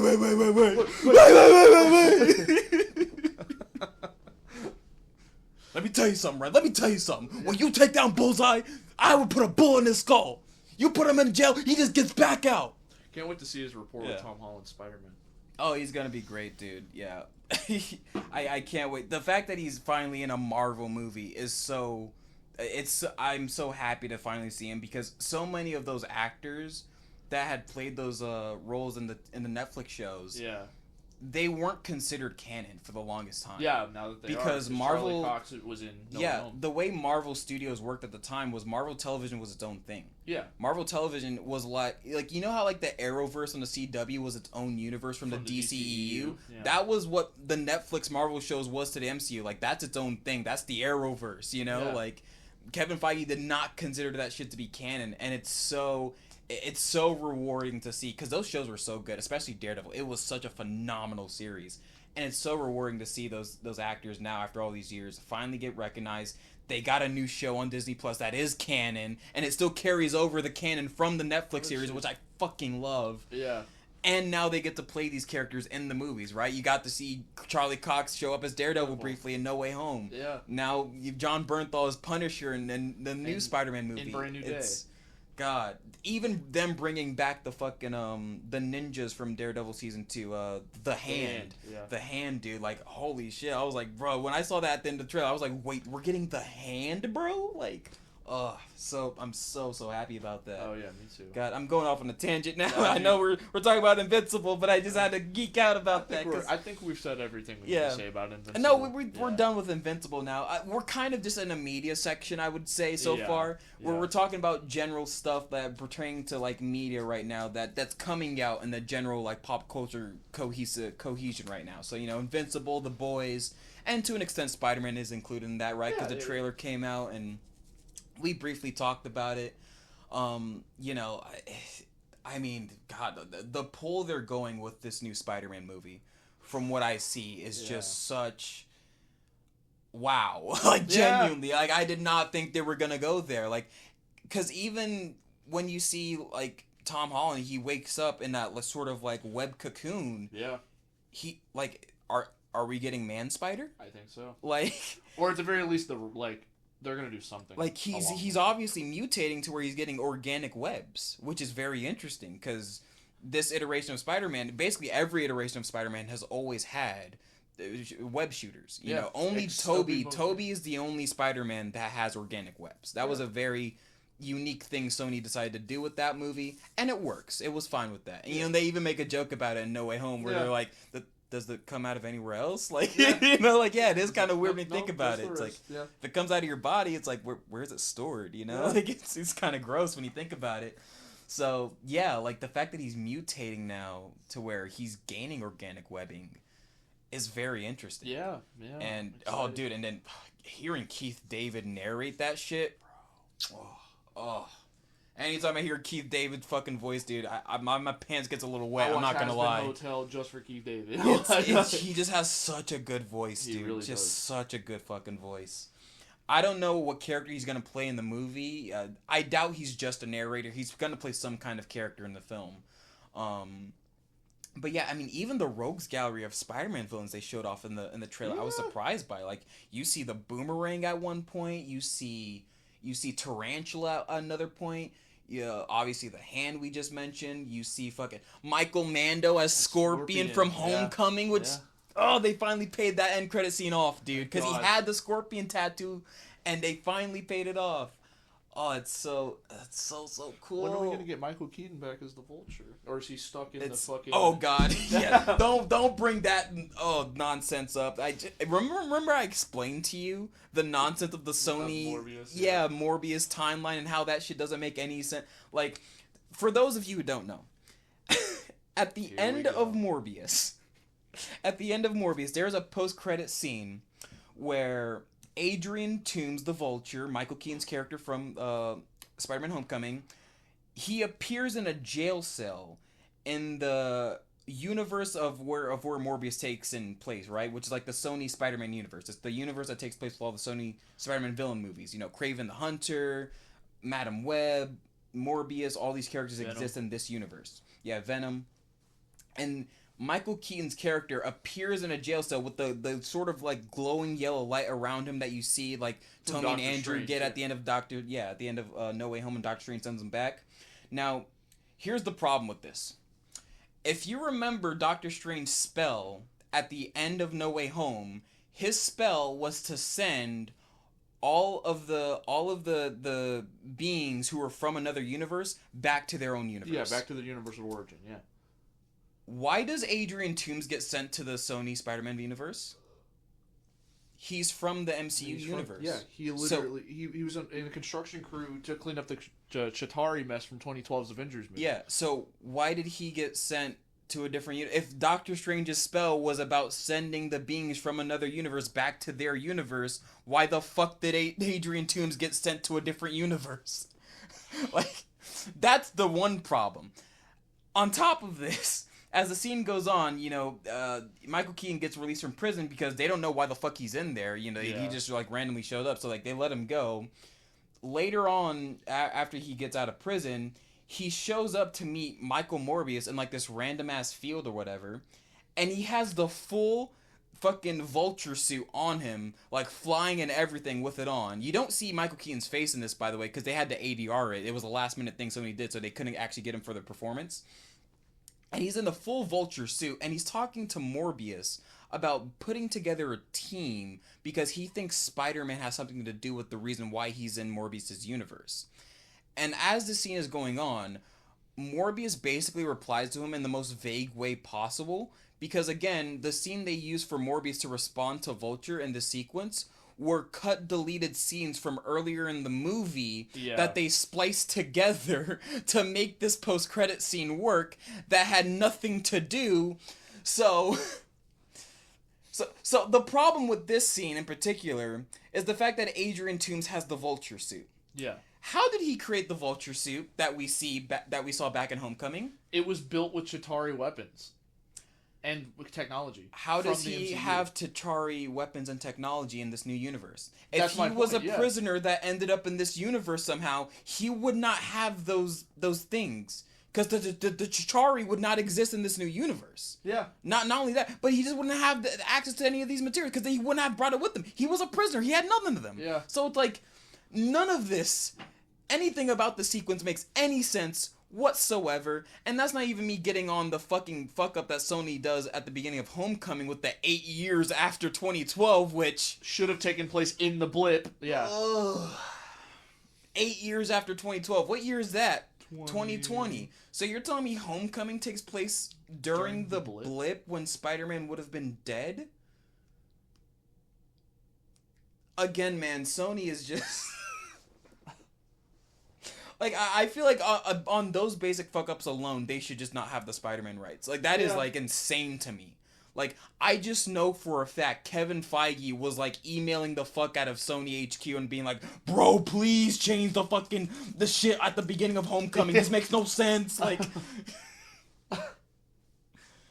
They should retcon that in future streaming releases. They should, like, 6 years later.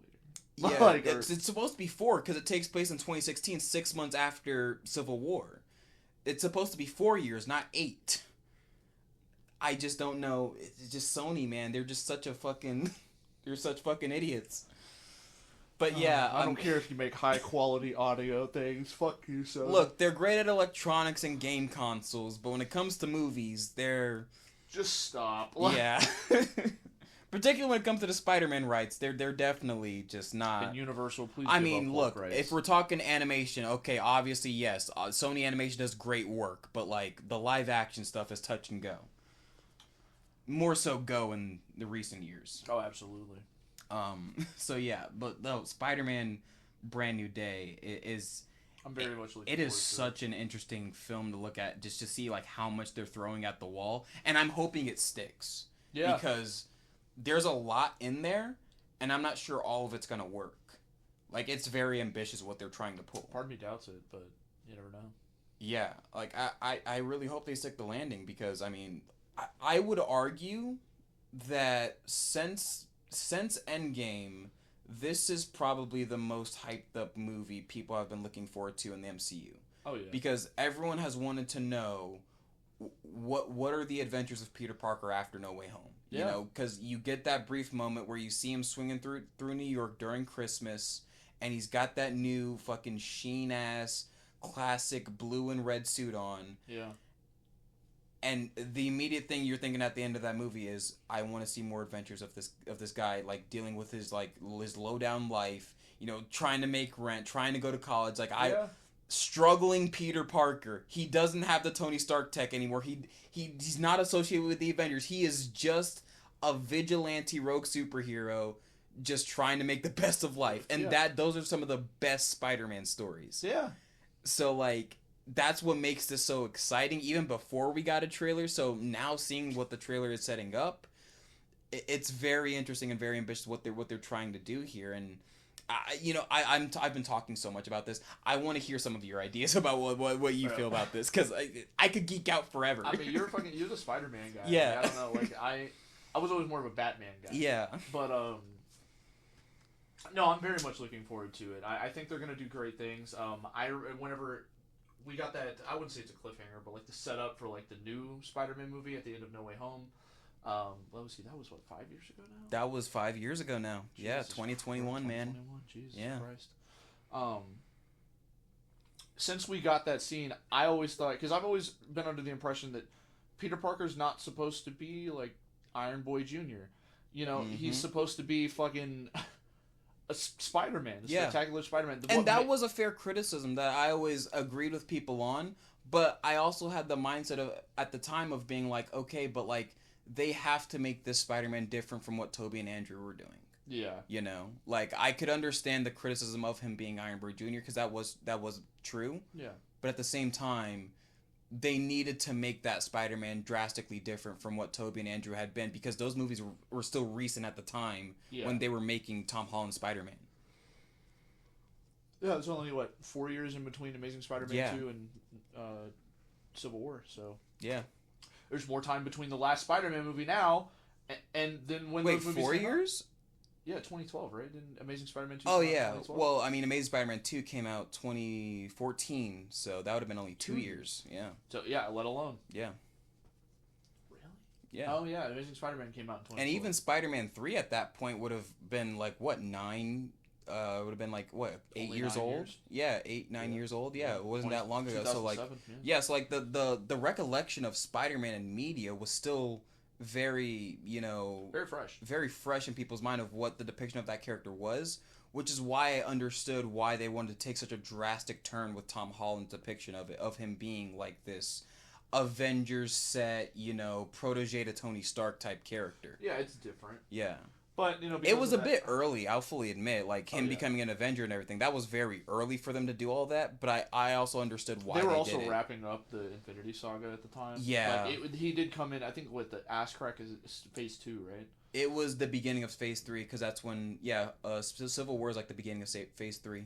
So yeah, like right as they were like building up to like the big event with Infinity War and Endgame is when they finally got Spider-Man in. Yeah. Which is crazy to think they got him in that late, but they made it work. They made it work. They explained it by him being so young. Yeah. Like, and it makes sense. It makes sense. Realistically, he was like 7 years old or something like that when Iron Man first, popped into the scene. And in a weird way, I kind of like that too, because I mean, if Marvel had the rights from the beginning, Spider-Man would have been the first movie they did. It wouldn't have been Iron Man. It would have been Spider-Man. And by the time they got to Infinity War and Endgame, he already would have been like a fucking college graduate, fucking stay-at-home dad with fucking Mary Jane and everything. So in a weird way, it kind of worked out that they didn't get the rights to him from Sony for so long until the very end, because it allowed them to keep him being like this teenager while also fighting against literal space aliens, I saw, so there's a scene with, there's a scene in the trailer of the new Spider-Man where, I think, he goes into, Ned,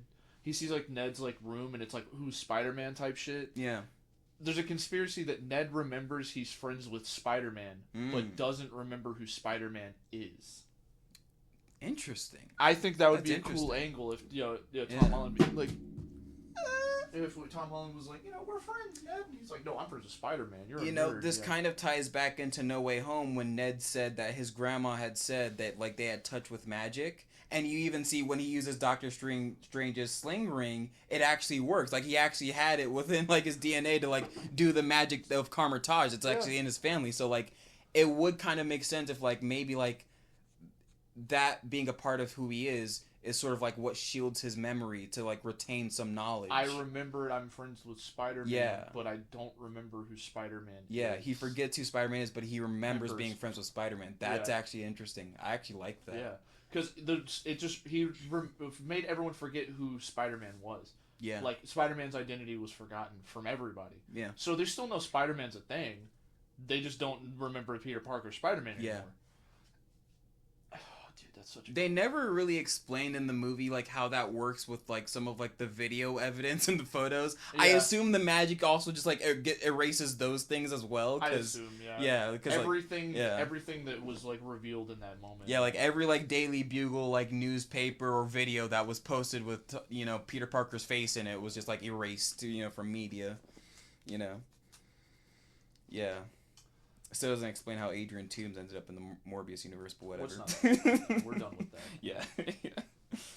But no, it's a very exciting movie to look forward to, and I just can't believe they're doing it. It's such a big pull, it's such a big swing to make, but I am really looking forward to it. Oh, me too.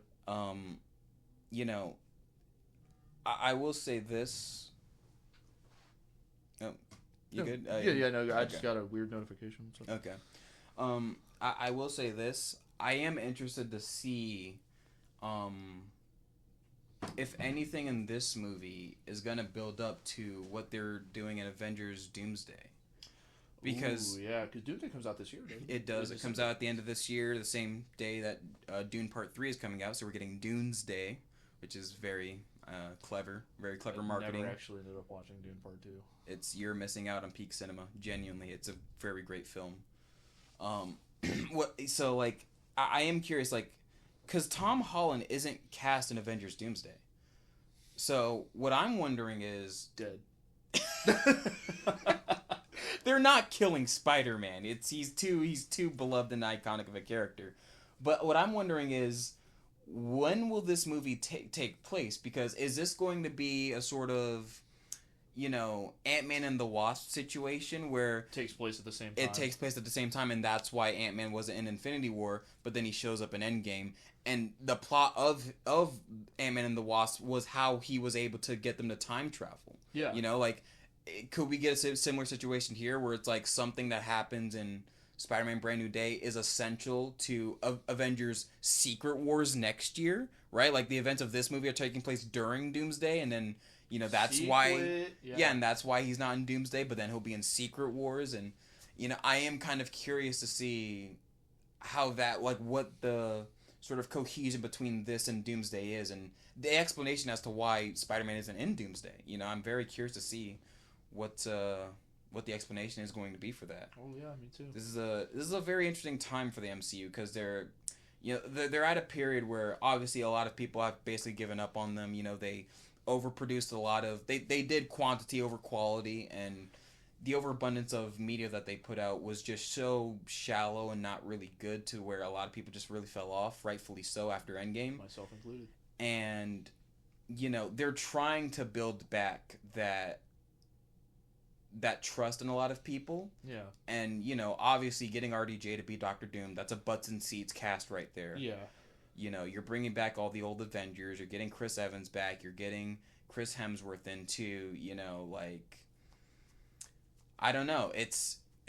They're taking some interesting swings. Yeah. Like, they're really nostalgia baiting for the most part. Yeah. Like, it's not... I don't even want to say it's big swings so much as they're kind of playing it safe, if we're being honest. Yeah. Like, yeah, getting Cap back, getting fucking Iron Man back, but now he's going to be the bad guy. Like, it is... You are kind of playing it safe. But at the same time... Again, I really think it just has to do with Jonathan Majors fucking up their entire plan. Yeah. Yeah. And also, I don't think people really cared about the Kang to begin with too. I didn't. Which is why I also think they're just kind of like, okay, well, people didn't really care anyways, so why don't we just divert to something completely different and just try to get butts in seats, you know? Yeah. Like, I think they should stop doing the MCU after Secret Wars. I think it should stop. It's, you know, I always struggle with this concept of ending franchises in a weird way. Yeah. Because in my mind, you know, and I remember a lot of people saying this about Star Wars after Rise of Skywalker had come out, like they should just end Star Wars, don't produce any more media, that should just be it. And I remember at the time arguing with my friends, well, Star Wars is such a bigger universe than just the Skywalker saga. Yeah. And not only that, but the only reason, I said this to my friends, the only reason you're saying you don't want more media in this franchise is because you've seen one or too many bad projects in it, and you just think it should end. There's still dozens of great projects that they could still make. Yeah. I don't think the legacy of a franchise has to end because of one or two bad things. You know what I mean?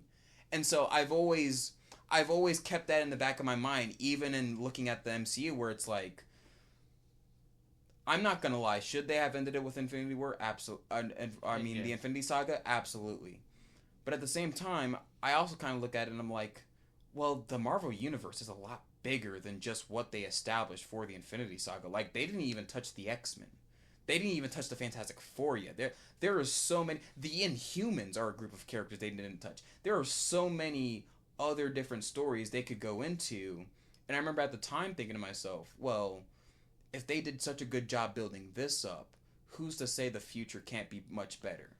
And obviously, we've lived in the future since then, and it hasn't been much better. Yeah, I see you were saying, like, one or two bad projects. There's been one or two good projects. Yeah. Among these are, coincidentally, Fantastic Four. I liked Thunderbolts. Thunderbolts was good. I liked Thunderbolts. It was fun. Spider-Man No Way Home, that was after Endgame. The Spider-Man movies. Guardians 3. It was depressing, admittedly, but it was still a good movie. It was very depressing. Yeah. It was good. Wakanda Forever is another one. You didn't see that one. Missing out on that. That's a great one, yeah. Also depressing, but also really good as well. Yeah. Even Thunderbolts is depressing as well, now that I think about it. There's a of lot of movies they've made that are depressing but really good. Yeah, it's like, without RDJ, it's just kind of sad. No? It has become weirdly depressing in the MCU. Yeah. But they've made some good stories out of them. But yeah, like you said, it has only been one or two good projects. Like for every Wakanda Forever, there's a Ant-Man 3, you know. Yeah.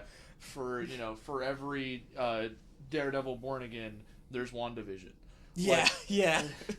There's Doctor Strange 2. Yeah, exactly. Like for every one good project we got, there was like two or three others that were just really bad. So it's they just haven't been able to keep up that consistency that they had with the Infinity Saga, and that really has burnt a lot of trust with people, and it's honestly burnt a lot of trust with me as well, because I'm a diehard Marvel fan. I grew up reading Marvel comics. I grew up watching all these movies, and I've had to sit for the past 5 years, more or less now, watching every single film and every single TV show that they've put out, and just being more increasingly demoralized by the decisions that they make each and every time. Just going, like, there have been times where I've legit sat and not even in theaters, just at home watching a Disney Plus Marvel show and just going why are they making these decisions? Like, a good example of this is Secret Invasion. You never saw Secret Invasion. That was the Nick Fury one. Yeah. That came out back in out in 2023, and there were so many decisions in that show that I was just like, okay, why are we killing off Maria Hill? Why does Ben Mendelsohn as Talos have to die? Why is there a Super Skrull who has the abilities of all the Avengers, who faces off against another Super Skrull? Because in order for this third act to be built at the end of Secret Invasion, by the way, Nick Fury uncovers this vial that he kept hidden in this tombstone in the middle of a forest. Inside this vial has the DNA of every single Avenger. They never explain how the fuck Nick Fury got every single DNA sample of all the Avengers. It's loosely explained that sometime after the Battle of Endgame, that Shield went there and just collected like whatever like blood and sweat they found on the ground, and they essentially like centralized it into this vial. And so he gives this vial to Talos' daughter, Ben Mendelsohn's character, who was in, Captain Marvel. He was also in Spider-Man Far From Home. Remember at the end of the movie, it was real. Talos was Nick Fury. I always loved that. So Ben Mendelsohn dies, and in order to take down the Super Skrull that's evil, he gives it to Talos' daughter, who becomes this super mega Super Skrull with every Avenger's power, and she defeats the other Super Skrull. And, like, this fight scene genuinely, like, has some of the worst CGI I've ever seen in a Marvel production ever made. Like, it is so dog shit. It is... Here, I'm just... You know what? I don't know if you want to leave this in. We could cut this out or whatever. But, like, I'm just going to pull this up just so you can get a sense of, like, the sincere, absolute garbage and nonsense that the MCU was cooking up in the years between. Because you haven't seen a lot of the MCU shows, I imagine, have you? No. Like just list off to me, for instance, like some of the shows you've seen. WandaVision, She-Hulk, yeah. That's it? I think so. I could Oh, be you wrong. saw She-Hulk? I'm surprised. Yeah, well, I watched it because I really liked the Hulk, and you had mentioned how bad it was. I was like, it can't be that bad. And I was like, oh, Yeah. it's that bad. Oh, it is that bad. No, yeah, it really was. Just I love that you, bad. Megan Thee Stallion.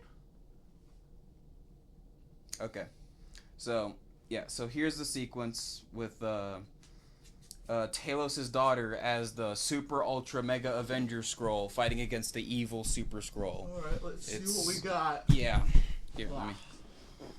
All right.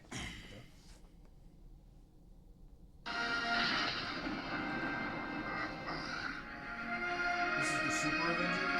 Yeah. So yeah, that's just evil Skrull. This is Talos' daughter, right? Remember, Skrulls can shapeshift. Yeah. My father.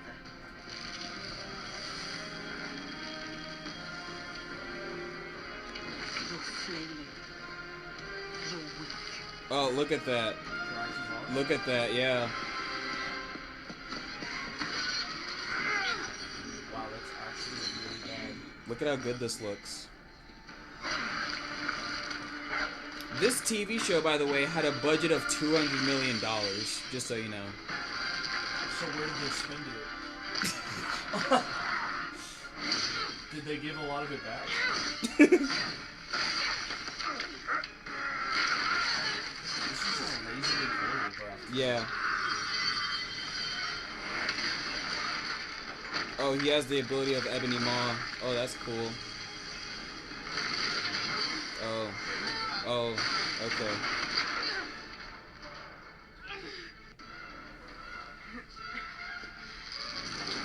Oh, is that Korg's arm? Oh, she's Captain Marvel now. Oh, wow. Wow, look at that. Wow, they both Captain Marvel. Yeah. God, it's so fucking bad, dude. Oh. This is such shit. Such actual dog shit. Oh, she's Mantis. Oh, she's gonna make him stop. Oh my god. Oh.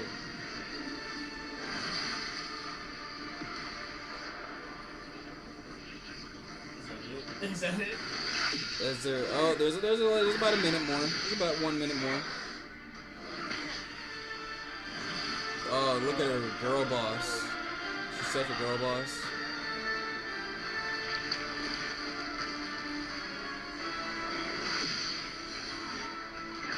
I'm not even joking when I say that. This is like CW quality of effects. Yeah, it's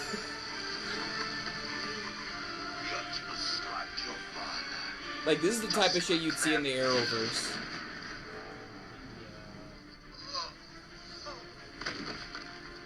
So great. that was actually very bad. So great. Yeah. Yeah. So, Okay. yeah. That's the shit I've literally like sat in my room and like watched and just been like That was, wow. like bro, like, yeah, like, you know, like my experience, like, bro, like I was legit like just sitting in bed just being like like genuinely, like I was just like I was This is just gross. Like, I was just so like depressed and just out of it, like, to the point where I was just like, I just. Okay, sure. I remember Just you whatever. talking mad shit about it when it came out, to the point where I didn't even want to watch it, and I didn't. It's such a bad show. That is easily one of the worst. And there's so many others like that are just also really bad. But yeah, man, it's just keeping up with the MCU has been aggravating. Maybe not as aggravating as like what Sony does, but like still about close. Dude, again, for every Thunderbolts, we get that shit. Yeah, Like, and again, going back to like my comparison with Star Wars, right? I never felt like Star Wars should end because I always felt like there's just more stories to tell. yeah. And I think with the I was gonna ask if MCU, you changed your opinion on that. oh, well, with the MCU, I just think it's fundamentally different because when you're talking about comic books have arcs where they reboot their continuity multiple times, right? DC has done this consistently in their comics with the New 52, even in the DC animated movies, right? At the end of Apocalypse War, Flash does a Flashpoint, which was ironically the first movie that started that universe. And so that essentially resets the universe, creating a new animated universe of DC animated movies that took place after that. Right. So with comic books, I just think it's fundamentally different because their continuities are always rebooting and always changing to where it kind of doesn't matter. Whereas with Star Wars, even though Star Wars as a universe is very comic booky in terms of its setting and its characters, Yeah. it's fundamentally different because it doesn't reboot its narrative the same way comic books does. Star Wars is a continuing universe where everything impacts things that take place in their stories, right? Like the events of the original trilogy impact the Mandalorian. You know what I mean? Like that, like what took place in those movies is why like the Mandalorian is the way it is in its setting, you know? Like everything is meant to be in Star Wars as a continuing narrative because this is a lived-in universe where you can tell multiple stories within it, but there's no sense of continuity ever really changing. The continuity is consistent in Star Wars. Yeah. So it's just a fundamentally different franchise in terms of like their narrative structure, which is why I just think, yeah, ultimately with the MCU, like, yeah, it really should have been rebooted after the Infinity Saga. At the time, I didn't think it should have been, but in hindsight, yeah, it really should have been. Hindsight is 20/20. Yeah. Because at the time, I didn't know. At the time, I couldn't tell. You know, I had seen everything that they had built up with goodwill up until that point, and I just thought naturally they could build off of it. They could expand upon it. Now they have the X-Men. Now they have the Fantastic Four. They can do so much more with it. Yeah. And now that I've seen what they've been able to do with what they've been given, I fundamentally realized that I was wrong. Well, that's a depressing note to end that topic. Yeah.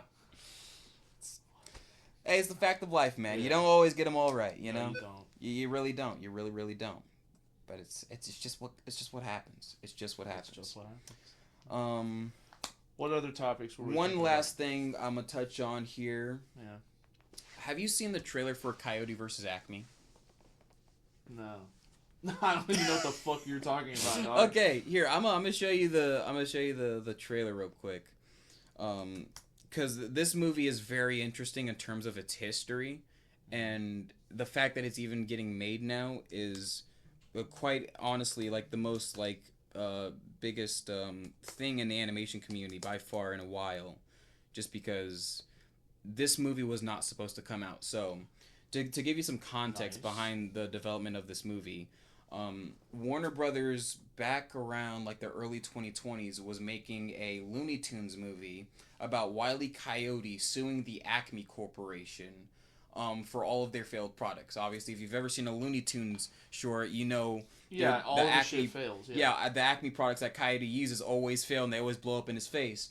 So Warner Brothers was making this animated live-action movie in a similar vein to like Space Jam and Looney Tunes Back in Action, where Wile E. Coyote was going to sue the Acme Corporation, and his lawyer was going to be played by Will Forte. The CEO was going to be played by John Cena, and this was all basically like a shot film. Like they had filmed the movie and they had done a good portion of the animation for it. But in 2022, when Warner Brothers Discovery took over, Discovery had bought Warner Brothers and rebranded. If you remember around this time, this was when they started doing their tax cut moves, right? They canceled Batgirl, even though that movie had been filmed and, you know, had a number of visual effects shots done for it. That movie got sealed away in Warner Brothers' vault because they took a tax write-down on it. They did the same thing with Cyote Vs. Acme. And this movie, keep in mind, the screenplay for this movie was written by James Gunn. So James Gunn, wrote this movie. And it's basically been in Warner Brothers' vault for the past, 4 to 5 years now because they just refused to release it ever since taking the tax write-down. Apparently the reason they're releasing it now is because they've ultimately decided that because people have been really making a big fuss about it online now for the past couple of years, they've decided to team up with an outside company called Catch Up Entertainment, which is a distributor, to release the movie in theaters, and it's finally getting its show after, you know, having been shelved for so many years now. And so it's just considered this huge accomplishment by a lot of people because this movie was not supposed to come out. It was not supposed to come out. It was supposed to be shelved. It was never supposed to be seen, and we're actually getting it. And so... yeah, I just wanted to play the trailer for you real quick and just, because this is going to be the last topic that we're going to discuss, because this is also going to coincide with, one other thing I want to mention about Warner Bros. Discovery that is also important right now. So, once you're done with your phone or whatever. Okay. So, yeah, let me pull up the trailer. This sounds like a horrible movie. I'm not gonna... Really? I mean, it sounds fun, but, not, great. Okay, well, this does lead into a broader topic I want to discuss, so...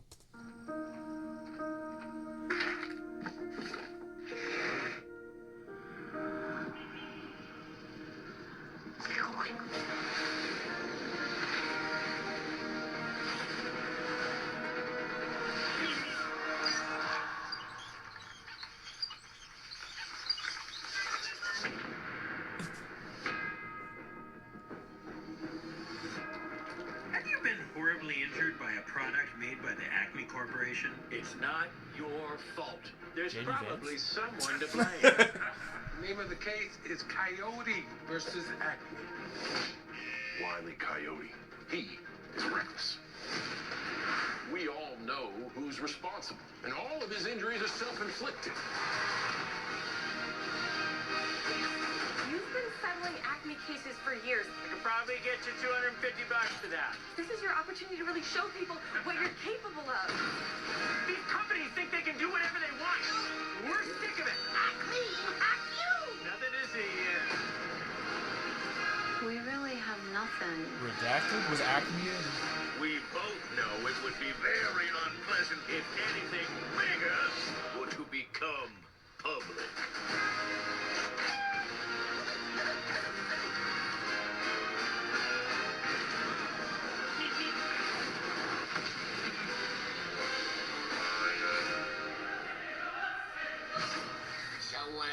What is up, Doc? The Acme Corporation is releasing this film for account purposes only. We do not condone any of the storylines depicted. Okay, actually, that's... Yeah, That looks cool. yeah. And what I like about the marketing of the movie, of the trailer in particular, is that you can very obviously tell they're making, subtle commentary about Warner Brothers not wanting to release this movie, right? Even at the beginning, it shows the Warner Brothers logo, and underneath it says, a wholly subsidiary of the Acme Corporation. Yeah. So, they're making, some funny commentary with the Acme Corporation in relationship to Warner Brothers Discovery, their real-life parent company, in terms of the marketing of this movie. Right. And that leads to a broader discussion that needs to be had. I actually wanted to discuss this during our pilot, but we just didn't get to it, which is the merger of Warner Brothers Discovery and Paramount Skydance. Yeah. We talked earlier in this podcast about, unions and, regulations in Hollywood and that sort of thing.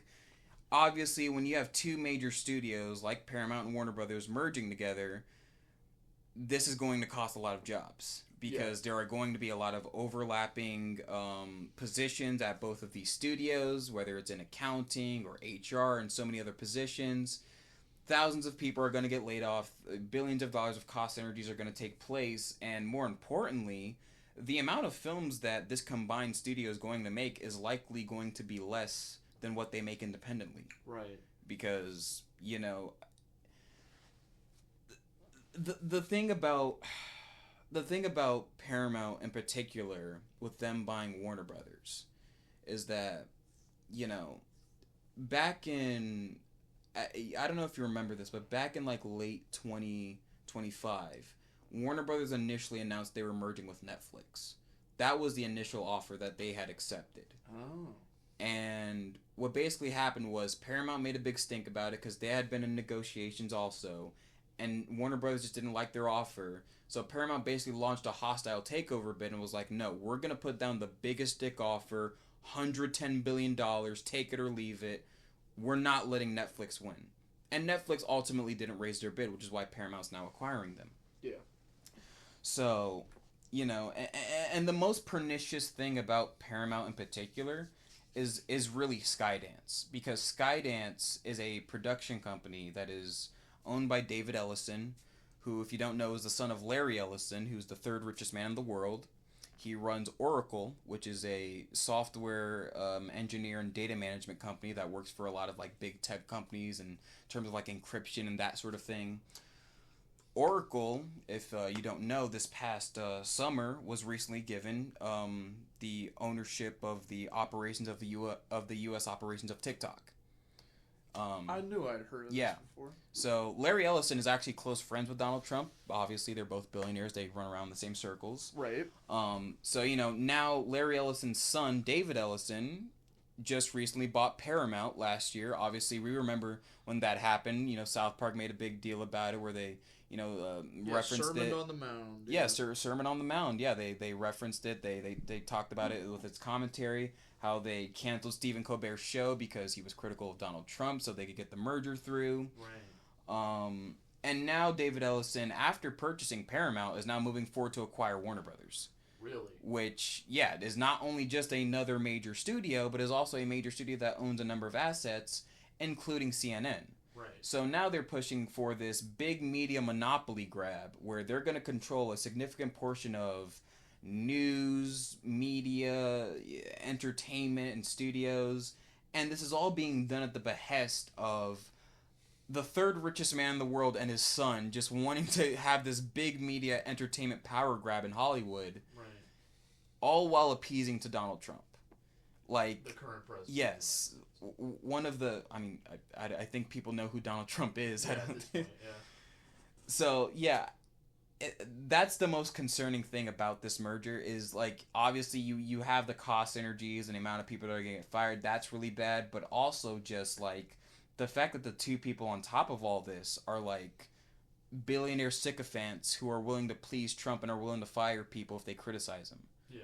You know, like, even CNN or CBS News in the past recent months has taken on some drastic partisanship in terms of their media coverage because of the ownership of the Ellisons. Right. So, you know, if you remember, there was that town hall that Erica Kirk did where she looked into the camera really weird, right? Like the entire reason she did that was because that was a planned town hall that CBS wanted because they're appealing to a more conservative audience now.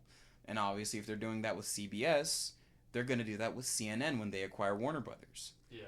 So it really is just this nightmare, monopolistic, egotistical billionaire power grab. Yeah. Of billionaires basically just being allowed to do whatever the fuck they want, and there are just no checks and balances at all in this country because our own president is a goddamn billionaire. It's a terrifying thing. Yeah. This whole thing is scary. I didn't realize there was so much behind it as far as the power grab between, like, you know, anything to do with actual American politics, but okay, fuck. Yeah. Alright, well, shit. Fuck. Yeah, I just wanted to bring that up because, you know, recently, you know, and full disclosure, I am a shareholder in Warner Brothers Discovery. I have been for many years now. I have seen my stock portfolio jump a significant portion because of this merger. I've seen net gains. I have not, you know, withdrawn anything just yet because I wanted to accrue as much money as I can before, you know, the deal finally goes through at the end of the year. And, you know, I recently, just yesterday or the day before yesterday, the shareholders approved of the merger. Now, because I'm a shareholder, I was also given the option to vote on this merger a number of weeks ago, actually. and I did vote yes. Now, I know what a lot of you are going to say. How can you... Oh, by the way, I don't think we've ever said who we are. I'm Moist. Is there a name you're going by on this podcast? No, I'm just... Julian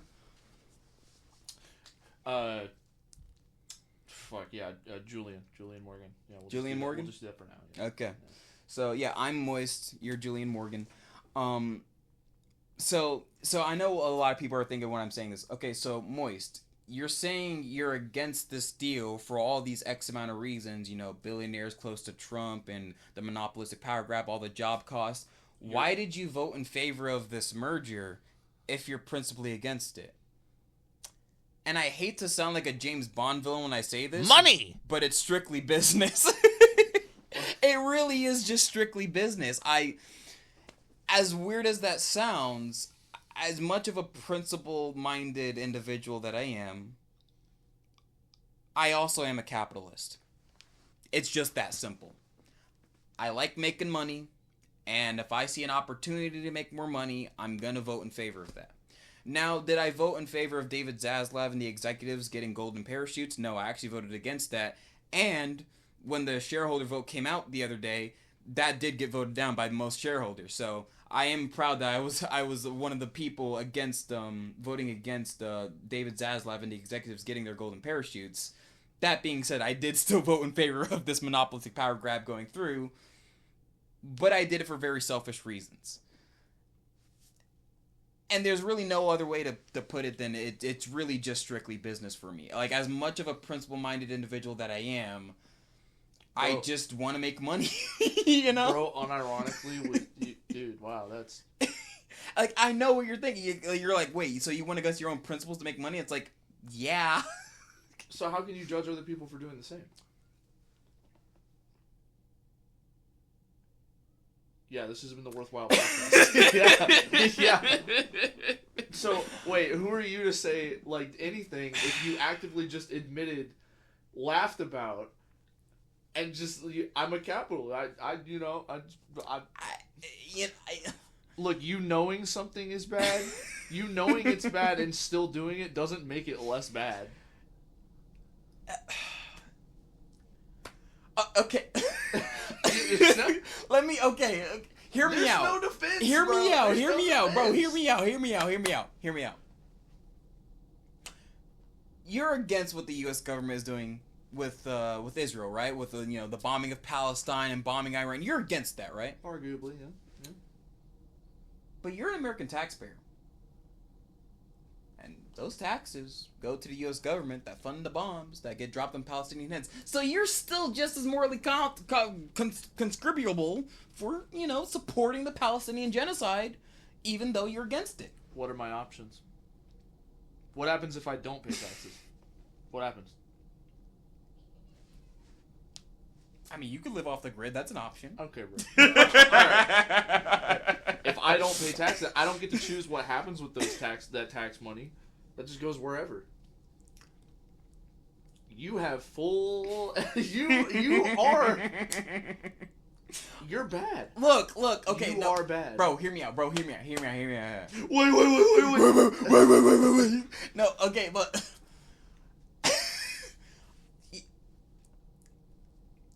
Goddamn, I'm trying to come up with an excuse. I'm trying to come up with an excuse now, because I'm trying to be like... There's nothing you can say. You just fully, abandoned all of your principles in one sentence. Bro, please hear me out. Look, money good. I'm not gonna say I don't understand your position, but at the same time, you're so I'm a hypocrite. I'll fully admit that. I am a massive fucking hypocrite. I am. Look, if I was in the same position, I would do the same thing. Okay, so you admit it. I admit it. Right. I just think that it's funny that you're so anti this, that, and they're like, yeah, this is some bullshit, and it's gonna fuck over a lot of people, but, well, I'm not one of those people, so, and I'm gonna benefit from it, so. Yeah. I'm like a Trump supporter circa 2024 before like the oil prices rise and whatnot, you know, because the Iran war is like, well, he's gonna fuck over the immigrants and the brown people, you know, like, as far as I'm not fine, a you know, brown immigrant. you know, and then it's like 2 years later, fuck, oil's like fucking $20 a fucking gallon, like yeah. yeah. I just want him to oppress the trans people, like. Oh man, I really hope that plummets for you. I really do. Like, I really hope you get fucked like hard. The deal gets canceled, and I just like all my stock just goes down to zero. I'm gonna like, get a text message talking about, hey, can we take down episode 2, please? Please take down episode 2. It's to be honest, I really don't even have that much in there. It's like $800 worth of stock. It's really not that much. Wait, did you buy all that at once, or did it? No, I bought it over time. Or did you appreciate over time? Oh, I appreciate it. I've like since like the deal, since the merger's been announced, I've appreciated. So like it was $800. Now it's like 1,000 something. Oh, okay. Yeah, it's appreciated by at least like $500. Oh, good. Yeah, Wow. so like I've made a good amount of money off of it, but and yeah, and I did vote for it. I voted for the fucking merger because I wanted more money. God damn it! All right, like. Even though I'm principally minded against this thing, the way I saw it, because here's the way I saw it, right? The way I saw it when I got offered that email to vote on it, at the time was that either way, if I vote against this is going to go through no matter what. So, if it's going to go through no matter what, I might as well make some money off of it. Like, that's just like the logical way that I sort of looked at it. You know what I mean? Is like, I don't want this to happen, but if it's gonna happen... The existence of the grossly affluent is a moral obscenity, and our economic system inevitably leads to oppressive and exploitative. No, you watch. You watch. Redistribution is the only ethical option.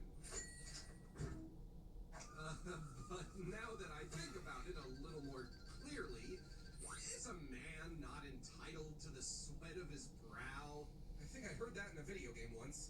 And you know, I did earn this fair and square. I mean, I'm advocating for an important cause, doing important things, and that makes me an important person. And important people need important resources so they can continue doing important things and advocating for important causes. What do you want? That I should starve? You want me to starve, don't you? That's you. That literally was you. Whenever you started talking about that, that's exactly what I thought it was, that fucking video. I've seen that video before too. Yeah, the hot diggity dog eat the rich video. That's a classic. That's you. That's a very classic video. Eat the green. That is very much me. I'll fully admit that I am the eat the rich motherfucker who will like talk about this like fucking like leftist socialist distribution of the wealth type shit while also accruing as much wealth as possible. What can I say, man? Look, man. One of the biggest fucking lefty streamers on Twitch is fucking Hassan Abi, and that dude's a fucking millionaire, and he's a socialist. Like, unironically, eat the rich video, you know? Like, it's fucking... That's you. Hey, at least I'll be rich when I'm a hypocrite, goddammit. I may be a hypocrite, but I'll be fucking wealthy, goddammit.